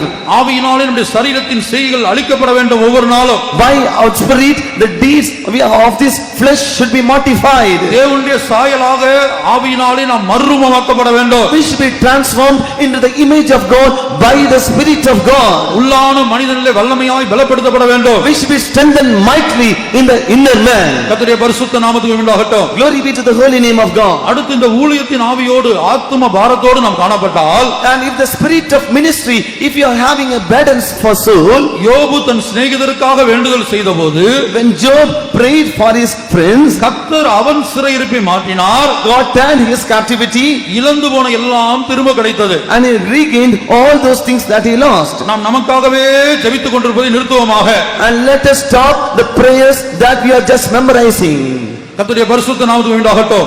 Praise be to the holy name of நாம் God. மற்றவர்களுக்காக ஜெபிக்க ஆரம்பிக்கும்போது, When we start to pray for others, மற்றவருடைய ரட்சிப்புக்காக நாம் தேவ சமூகத்திலே முழங்காலில் நிற்கும்போது, when we stand in the knees in the presence of God for the salvation of others, Abraham லிங்கனை குறித்து நாம் படிக்கும்போது அமெரிக்க தேசத்தின் ரட்சிப்புக்காக அதிகமாய் கண்ணீரோடு ஜெபம் பண்ணினாராம். and about Abraham Lincoln, when we study about him, he stood in his knees and prayed a lot for the salvation of the United States of America. இன்றைக்கும் அமெரிக்கா தேசத்திலே ஒரு குறிக்கப்பட்ட இடத்திலே ஆபிரகாம் லிங்கன் முழங்காலில் நிற்கக்கூடிய விதத்திலே ஒரு சிலை வைக்கப்பட்டிருக்கிறது. Today also in America there is a place in which there is a image of Abraham Lincoln standing in knees. இன்றைக்கு நாம் பார்க்கிற ஒரு சிறிய வேலை அல்லது ஒரு பெரிய வேலை வைத்துக்கொண்டு இந்த வேலையை வைத்துக்கொண்டு நமக்கு ஜெபிக்க நேரமில்லை என்று சொல்லிக் கொண்டிருக்கிறோம். And with a small job or other great jobs that we are possessing, we are saying we do not have time to pray. ஆனால் அமெரிக்க ஜனாதிபதியாய் பெரிய உன்னத ஸ்தானத்திலே காணப்பட்டவர் அமெரிக்காவின் ரட்சிப்புக்காக கண்ணீர் விட்டாரா? But he who was the president of America, who had the highest position, he prayed for the salvation of the country of America. அவருடைய சரித்திரம் சொல்லுகிறது, எவ்வளவு கடுமையான வேலை பளுவின் மத்தியிலும் ஆராதனை அவர் முடக்கவில்லை. அவன் குடும்பத்தோடு ஆராதனையில் பங்கெடுத்திருக்கிறார். His history tells us that whatever great task and duties he had in his life, he never missed any service with family. He partook in all services. இந்த சத்தியத்தை கேட்கிற அருமையான தேவனுடைய பிள்ளையே, உங்களுடைய குடும்பத்தை ரட்சிப்பதற்கு, பிள்ளைகளை ரட்சிப்பதற்கு ஒரு பேழையை உண்டு பண்ணுங்கள். Oh dear people of God who are listening unto this truth, to save your life, to save your family, create an ark. 30 முழு அனுபவம் உண்டாகட்டும். Let an experience of 30 come in your life. மற்றவர்களுக்காக பாரத்தோடு ஜெபிக்க ஆரம்பிப்போமாக. Let us start to pray with burdens for others. விசேஷமாக இயேசு சொல்லும்போது, Especially when the Lord Jesus is saying, Samuel சொல்றார், மற்றவர்களுக்காக விண்ணப்பம் பண்ணாமல் இருப்பேனானால் அது பாவமாக இருக்கும் என்று சொல்லுகிறார். Samuel is saying that if I do not make prayers for others, then it will be counted as sin. பாவிகள் நரகத்திலே காணப்படுவார்கள். Sinners will be found in hell. மற்றவர்களுக்காக நாம் ஜெபிக்காவிட்டால் வேதம் அதை பாவம் என்று சொல்லுகிறது. If you do not pray for others, Bible tells it is a sin. இப்ப இயேசு சொல்லுகிறார், உங்கள் சத்துருக்களுக்காக, உங்களை துன்பப்படுத்துறவர்களுக்காக ஜெபம் பண்ணுங்கள். Jesus is saying we have to pray for the enemies, pray for those people who persecute us. இதுதான் 30 முழத்தை காட்டுகிறது. It shows 30 cubits. ஆத்தும பாரத்தோடு With the burdens for soul.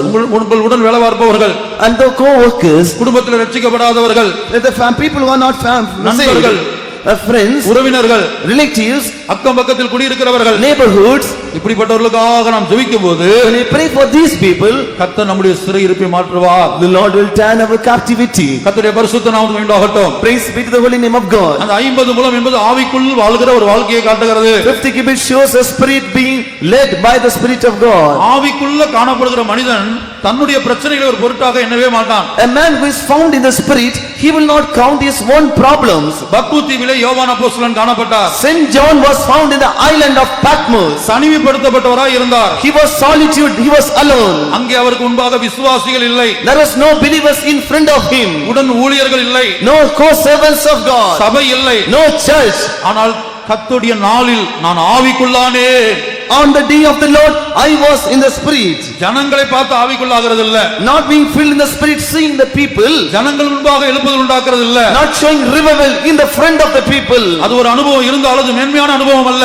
Even though there is an experience like this, it is not excellent one. ஒவ்வொரு தனிப்பட்ட கிறிஸ்தவனுக்குள்ளும் தனிப்பட்ட விதத்தில் ஒரு எழுப்புதல் உண்டாக வேண்டும். In each and every life of a Christian, in the life of every individual, there it should be a revival in him. ஒவ்வொரு மனிதனுக்குள்ளும் தனிப்பட்ட விதத்தில் தேவனுடைய சமூகத்தில் மணிக்கணக்காய் காத்திருக்கிற ஜீவியம் வேணும். In the personal life of each and every person, in many hours, he should be found in the presence of God. கர்த்தருடைய பரிசுத்த நாமத்துக்கு உண்டாகட்டும். Glory be to the holy name of God. ஒரு பரிசுத்தவான் சொல்வார், இப்போ நம்முடைய மத்தியில் அவர் இருக்கிறார். A saint, he will say, நம்முடைய மத்தியில் நம்முடைய ஊழியத்தில் இருக்கிறார். he is still in the ministry living. அவர் சொல்லுவார், பாவம் எவ்வளவு பெரியதோ As sin is so great, அதே போல வியாதியும் பயங்கரமான ஒரு தன்மை உள்ளது. so also the sickness has a terrible power. பாவம் செய்யற மனிதனுக்கு ஜெபிக்க முடியாது. And the person who is committing sin, he cannot sin. அதுபோல வியாதிப்பட்ட மனிதனுக்கு ஜெபிக்க முடியாது. And for the person who is being sick, he cannot pray. பாவத்தை எப்படி நாம் வருந்தி கெஞ்சி ஆண்டவர்ட்ட மன்னிப்பு கேட்டு அந்த பாவத்திலிருந்து விடுதலை பெற துடிக்கிறோமோ, and as we are praying to the Lord that we are crying and with great agony to be delivered from the power of sin, அதனால அதுபோல வியாதியிலிருந்து விடுதலை பெற்றுக்கொள்ள நாம் துடிக்க வேண்டும். similarly we have to cry with agony to be delivered from the power of sickness. நம்முடைய சரீரம் வியாதிப்பட்டு விட்டால் ஆராதனையில் குறிக்கப்பட்ட நேரம் உட்கார முடியாது. And when our body is afflicted by sickness, we cannot sit in services during the appointed times. அதை தனிப்பட்ட விதத்தில் நான் அனுபவித்திருக்கிறேன். I have experienced it personally in my life. மரணத்துக்கு எதுவான ஒரு வியாதி எனக்கு வந்தது. A sickness nigh unto death came in a life. தேவ சமூகத்தில் இருக்க முடியாத ஒரு சூழ்நிலை. Experience that I could not stand in God's presence. ஊழியர்கள் கூட்டத்தில் போனால் இருக்க முடியாது. And if I go to the workers meeting, I could not sit. எத்தனையோ நாட்கள் தேவ சமூகத்தில் நான் கதறி அழுதிருக்கிறேன். And I was crying for many days in the presence of God. கர்த்தர் ஓரளவு சுகத்தை கொடுத்திருக்கிறார். Somehow the Lord has given some more help. அருமையானவர்களே, வியாதியிலிருந்து விடுதலை பெற்றால் தான் நாம் ஜெபிக்கிற மனிதர்களாய் மாற முடியும். After we get deliverance from sickness, then alone we can pray. ஆகவே 30 முழம் 50 முழம் 300 முழம் தேவனோடு சந்தரிக்கிற வாழ்க்கை. So 30, 50, next 300 means being walking along with God. நானும் என் தேவனும் நானும். I and God, God and me. இந்த உலகத்துல வேற யாருக்கும் இடம் கிடையாது. No others have any place. நானும் என் தேவனும் நானும். I and God, God and me. யாக்கோபு அப்படிதான் செய்தான். Jacob did in this manner. தனக்கு உண்டான எல்லாவற்றையும் அக்கறைப்படுத்தினான். He crossed all those things that he had. ராகேலை கூட அப்புறப்படுத்தி விட்டான். And Rachel also he crossed it. தன் ஜீவியத்தில் அதிக முக்கியமா என்னது ராகேலை தான். And he gave more importance for Rachel in his life. அந்த ராகேலுக்காக தான் 20 வருஷம் பாடுபட்டான். For the sake of Rachel he labored 20 years. யாக்கோபு சொல்லும்போது When Jacob is saying, அவன் தவறாக சொல்லுகிறான். he is saying in a wrong manner. லேயாளுக்காக 7 வருஷம், For Leah 7 years, ராகேலுக்காக 7 வருஷம், and for Rachel 7 years, மந்தைக்காக 6 வருஷம். for flock 7 years. இப்படி யாக்கோபு சொல்லுகிறான். In this manner Jacob was saying, ஆனா கர்த்தர் சொல்லுகிறார், Lord is saying, இந்த 20 வருஷம் ஒரு பெண்ணுக்காக தான் வேலை செஞ்சான். for all through these 20 years he labored for a woman. யாக்கோபுடைய அறிக்கை தவறு. The confession of Jacob is wrong. அவன் லேயாளுக்காக 7 வருஷம் வேலை பார்க்கவே இல்ல. He did not labor for Leah 7 years. ஓசியா 12:12 படிக்கிறோம். Hosea 12:12 we are able to read. ஒரு பெண்ணுக்காக அவன் 20 வருஷம் பாடுபட்டான். For a woman he labored for 20 years. அப்படிப்பட்ட லேயாளை கூட அவன் அக்கறைப்படுத்தினான். Even that Rachel he made her to cross the river. இரவிலே தேவனோடு போராடினான். In the night time he was praying to the Lord அழுது அவரை நோக்கி கெஞ்சினான். and prayed and wept to the Lord. கர்த்தர் அவனை இஸ்ரவேலாய் மாற்றினார். God turned him as Israel. உன் பேர் என்ன என்று கேட்டார். The Lord asked, what is your name? யாக்கோபு என்று சொன்னான். He told, my name is Jacob. அவனுடைய பேர் யாக்கோபு என்று தேவனுக்கு தெரியாதா? Does not the Lord know that the name of Jacob? பின்ன ஏன் தேவன் பெயரை கேட்கிறார்?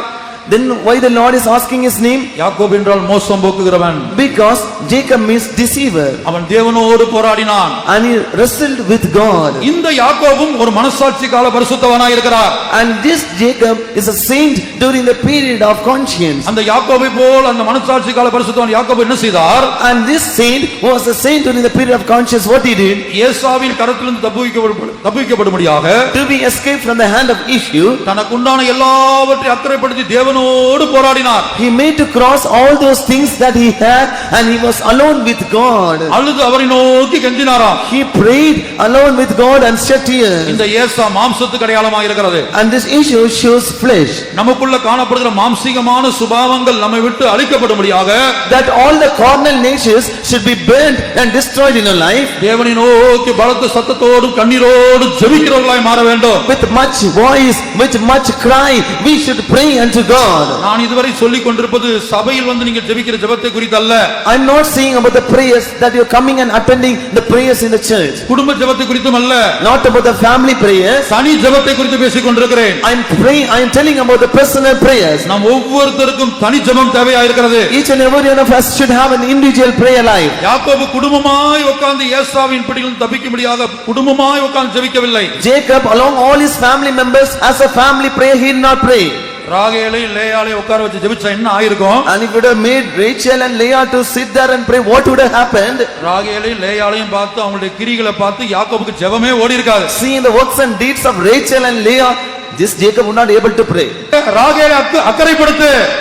Make Rachel to cross over the river. லேயாளை அக்கறைப்படுத்து. Make Leah to cross over the river.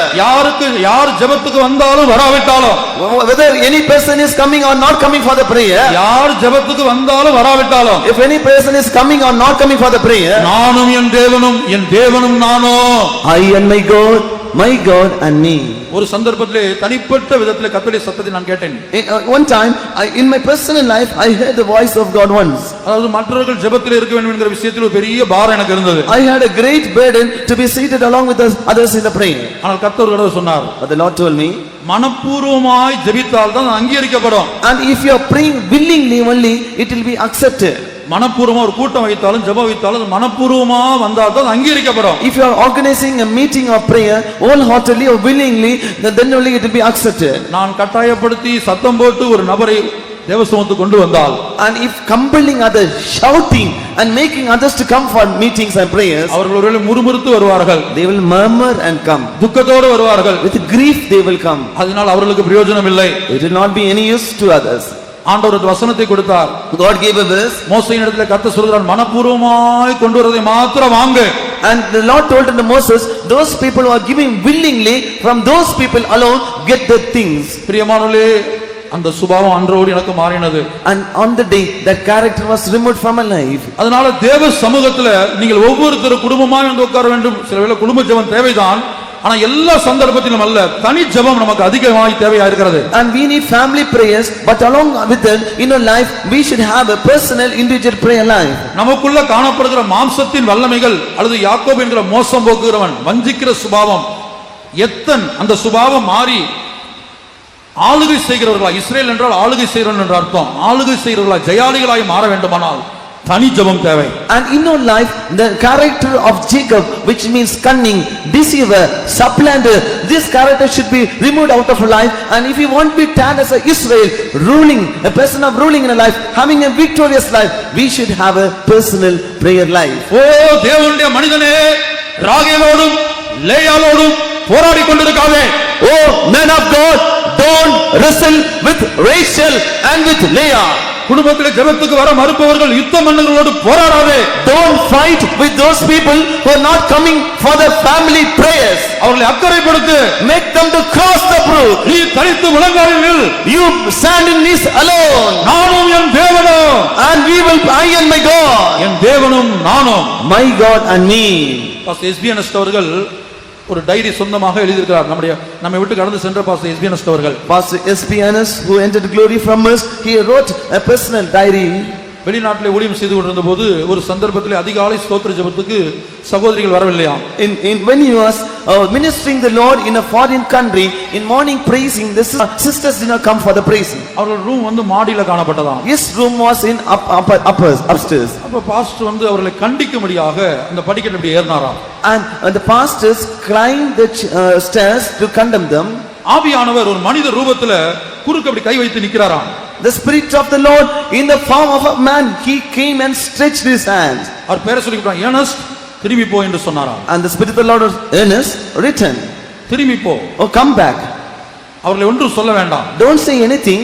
கர்த்தருடைய பரிசுத்த நாமத்துக்கு உண்டாகட்டும். Glory be to the holy name of God. அருமையானவர்களே, நம்முடைய ஜீவியத்தை நாம் காத்துக்கொள்வோமாக. Oh dear people of God, let us preserve our own life. ராகேலையும் லேயாளையும் அக்கறைப்படுத்து. Make Rachel and Leah to cross the brook. உனக்கு உண்டான எல்லாவற்றையும் அக்கறைப்படுத்து. And all those things that you are having, cross the river. உன்னுடைய பூரணத்துக்காக, தேவ சபையினுடைய பூரணத்துக்காக ஒவ்வொரு தேவனுடைய மனிதனும் தனித்து போராட வேண்டும். For your personal profession, for the perfection of the church of God, each and every child of God should pray individually, personally. கர்த்தருடைய பரிசுத்த நாமத்துக்கு உண்டாகட்டும். Glory be to the holy name of God. மணவாட்டியாய் சூலமத்தியை குறித்து மணவாளன் இப்படி சொல்லுகிறாள். And about the Shunammite, the bridegroom is saying in this manner. தோட்டத்தில் வாசம் பண்ணுகிறவளே, தோழர் உன் சத்தத்தை கேட்கிறார்கள். ஒன்னாவது பாட்டு 8:13. Songs of Solomon 8:13. தோட்டங்களில் வாசம் பண்ணுகிறவளே, தோழர் உன் சத்தத்தை கேட்கிறார்கள், நானும் அதை கேட்கட்டும். Thou that dwellest in the gardens, the companions hearken to thy voice, cause me to hear it. தோட்டங்களில் வாசம் பண்ணுகிறவளே, தோழர் உன் சத்தத்தை கேட்கிறார்கள். And those who are dwelling in the garden is able to hear the voice of the companions. நானும் அதை கேட்கட்டும். And let me also hear that. அதோட அர்த்தம் என்ன? What's the meaning of that? உங்களுடைய பிரச்சனைகளை உங்களுடைய நண்பர்களிடத்துல எல்லாம் சொல்றீங்க. You are saying all your problems to all your friends. உங்களுடைய கஷ்டங்கள், வியாதிகள், வேதனைகள், நீங்க கடந்து வர பாதை, ஊர்ல உள்ள எல்லாத்தையும் சொல்றீங்க. ஆனா ஆண்டவர்ட்ட சொல்றது இல்ல. All your problems, all your sufferings, all your reproach, all your affliction that you are passing in life, you are saying to all the people in the world, but you are not saying to your Lord. ஆண்டவர் மணவாட்டியை பார்த்து கேட்கிறார். The Lord is saying to the bride. இந்த இடத்துல கடந்து வந்த நம்ம ஒவ்வொருவரை பார்த்து கேட்கிறார். Lord is asking to each and every person who came here. என்னோடு தனித்து நின்று போராடு. Oh, you stand alone and wrestle with me.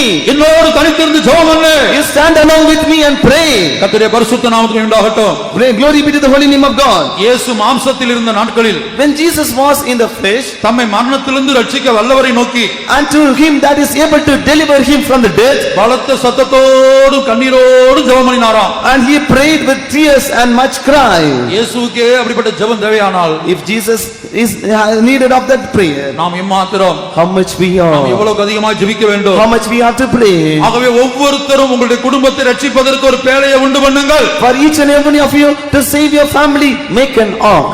Noah தன் குடும்பத்தை ரட்சிப்பதற்கு பேழையை உண்டு பண்ணினான். Noah, to save his family, he built an ark. தேவனோடு சஞ்சரிக்கிற வாழ்க்கையை பெற்றுக்கொள்ளுங்கள். Receive a life to live along with, walk along with God. சிலர் யோசிக்கிறார்கள் ஊழியக்காரர்களுக்கு அது சாத்தியம், விசுவாசிகள் குடும்ப ஜீவன் செய்றவங்களுக்கு சாத்தியம் அல்ல. Some people are thinking, along servants of God are able to do that. Those who are living a family life cannot do this life. குடும்ப ஜீவன் செய்றவங்களுக்கு எத்தனையோ பிரச்சனைகள் இருக்குது. People who are doing a family life, they are having many problems. பிரியமானவர்களே, எத்தனையோ பிரச்சனைகள் உங்களுக்கு இருக்கலாம். அதெல்லாம் பிரச்சனை இல்ல, இதுதான் பிரச்சனை. There could be many problems. Those are not at all problem. This is the main important problem. தேவையானது ஒன்றே. One thing is needful. இயேசு சொல்லுகிறார் தேவையானது ஒன்றே. Jesus is saying one thing is needful. நம்மை விட்டு எடுபடாத நல்ல பங்கை நாம் தெரிந்து கொள்ள வேண்டும். We have to select the good portion that cannot be taken out from us. ஆகவே ஒரு விசேஷித்த ஜெப ஜீவியம் நமக்கு தேவையா இருக்கிறது. We need a special prayer life. இயேசு ஜெபித்தது போல நாமும் ஜெபிக்க வேண்டும். We have to pray as Jesus prayed. மாத்திரமல்ல, Not only that, அந்த ஜெபமும் ரகசியமாக இருக்க வேண்டும். also the prayer should be in secret. நாம் ஜெபிக்கிற மனிதர்கள் என்று மற்றவர்களுக்கு தெரியக்கூடாது. குடும்பத்தில் உள்ளவங்களுக்கு கூட இருக்கவங்களுக்கே தெரியக்கூடாது. Even our family members and others should not know that we are prayer warriors. ஏன்னா ஜெபத்துல ஒரு பிரமாணம் இருக்குது. Because there's a lot to pray.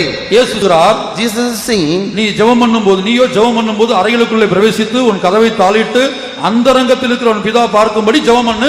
அப்போதுதான் பிதா வெளியரங்கமாய் பலனளிப்பாராம். and Jesus told, when thou prayest, enter into this chamber, then lock it and pray to the Father who is in secret, then the Father shall reward thee openly. ஆகவே இப்படிப்பட்ட அனுபவத்தை நாம் காத்துக்கொள்வோமாக. Let us keep all these experiences. Noah ஒரு மனசாட்சி கால பரிசுத்தவான். Noah was a saint during a period of conscience. அவர் தன்னுடைய குடும்பத்தை 8 பேரும் காக்கப்பட்டார்கள். and 8 members were saved. இன்னைக்கு ஒரு குடும்பத்தில் 5 பேர் இருந்தால், If there is 5 members in a family, 5 பேர் இந்த சத்தியத்தில் இருக்கிறீர்களா? whether 5 members are in this truth, 5 பேரும் ஆவிக்குரியவர்களா இருக்கிறீர்களா? whether 5 members are spiritual, கர்த்தருடைய பரிசுத்த நாமம் உண்டாகட்டும். glory be to the holy name of God. அந்த அனுபவத்தை தியானித்துக் கொள்ளுங்கள்.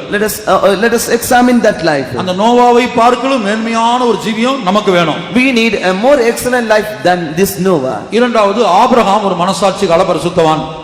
Secondly, Abraham was a saint during the period of conscience. ஆபிரகாம் ஜீவியத்தில் எத்தனையோ விசேஷங்கள் இருக்குது. There are many speciality about this Abraham. நான் 2 விஷயங்களை மட்டும் சொல்லுகிறேன். I'm just telling 2 of those things. தன்னுடைய ஒரே பிள்ளை அவர் பலியாக ஒப்பு கொடுத்தார். அது நம்ம எல்லாருக்கும் தெரியும். We all know that he gave his only begotten son as a sacrifice.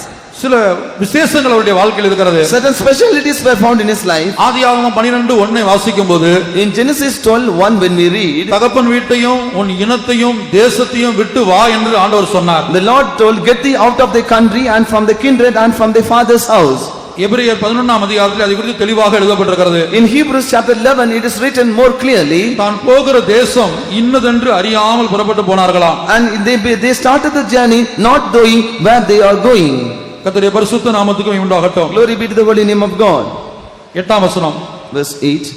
விசுவாசத்தினாலே ஆபிரகாம் தான் சுதந்திரமாக பெறப்போகிற இடத்திற்கு போகும்படி அழைக்கப்பட்ட போது கீழ்ப்படிந்து தான் போகும் இடம் இன்னதென்று அறியாமல் புறப்பட்டு போனான். By faith Abraham, when he was called to go out into a place which he should after receive for an inheritance, obeyed, and he went out not knowing whither he went.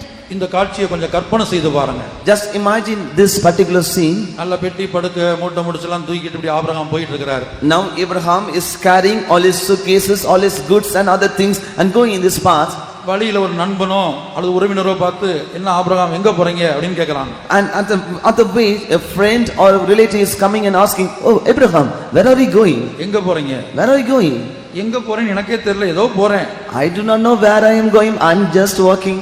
அப்படி பதில் சொல்லியிருந்தால் அவர்கள் என்ன யோசித்திருப்பார்கள்? And if you had replied in this manner, what the other people should have thought? நேற்று வரை Abraham நல்லா தான் இருந்தார், இன்றைக்கு என்ன சம்பவித்ததோ தெரியாது. Yes, till yesterday Abraham was in a good state, but we do not know what happened today to him. அவருடைய கீழ்ப்படிதலுக்காகவும் ஒப்பு கொடுத்தலுக்காகவும் நான் இதை சொல்லுகிறேன். For his obedience and for his subjection I am telling this. சொந்த தேசத்தை விட்டு, And out of his own country, தகப்பன் வீட்டை விட்டு, out of his father's house, இனத்தை விட்டு, from his kindred, நான் காண்பிக்கிற தேசத்துக்கு போ என்று சொன்னார். unto a land that I show thee, go. வேறுபாட்டின் ஜீவியத்தை பாருங்கள். See the life of separation. இன்றைக்கு புதிய ஏற்பாட்டு சபையில ஜீவிக்கிற தேவ ஜனங்களுடைய வேறுபாட்டின் ஜீவியம் எப்படி இருக்கிறது? Today see the people of God who are living in the New Testament church or in the New Testament period about the life of separation.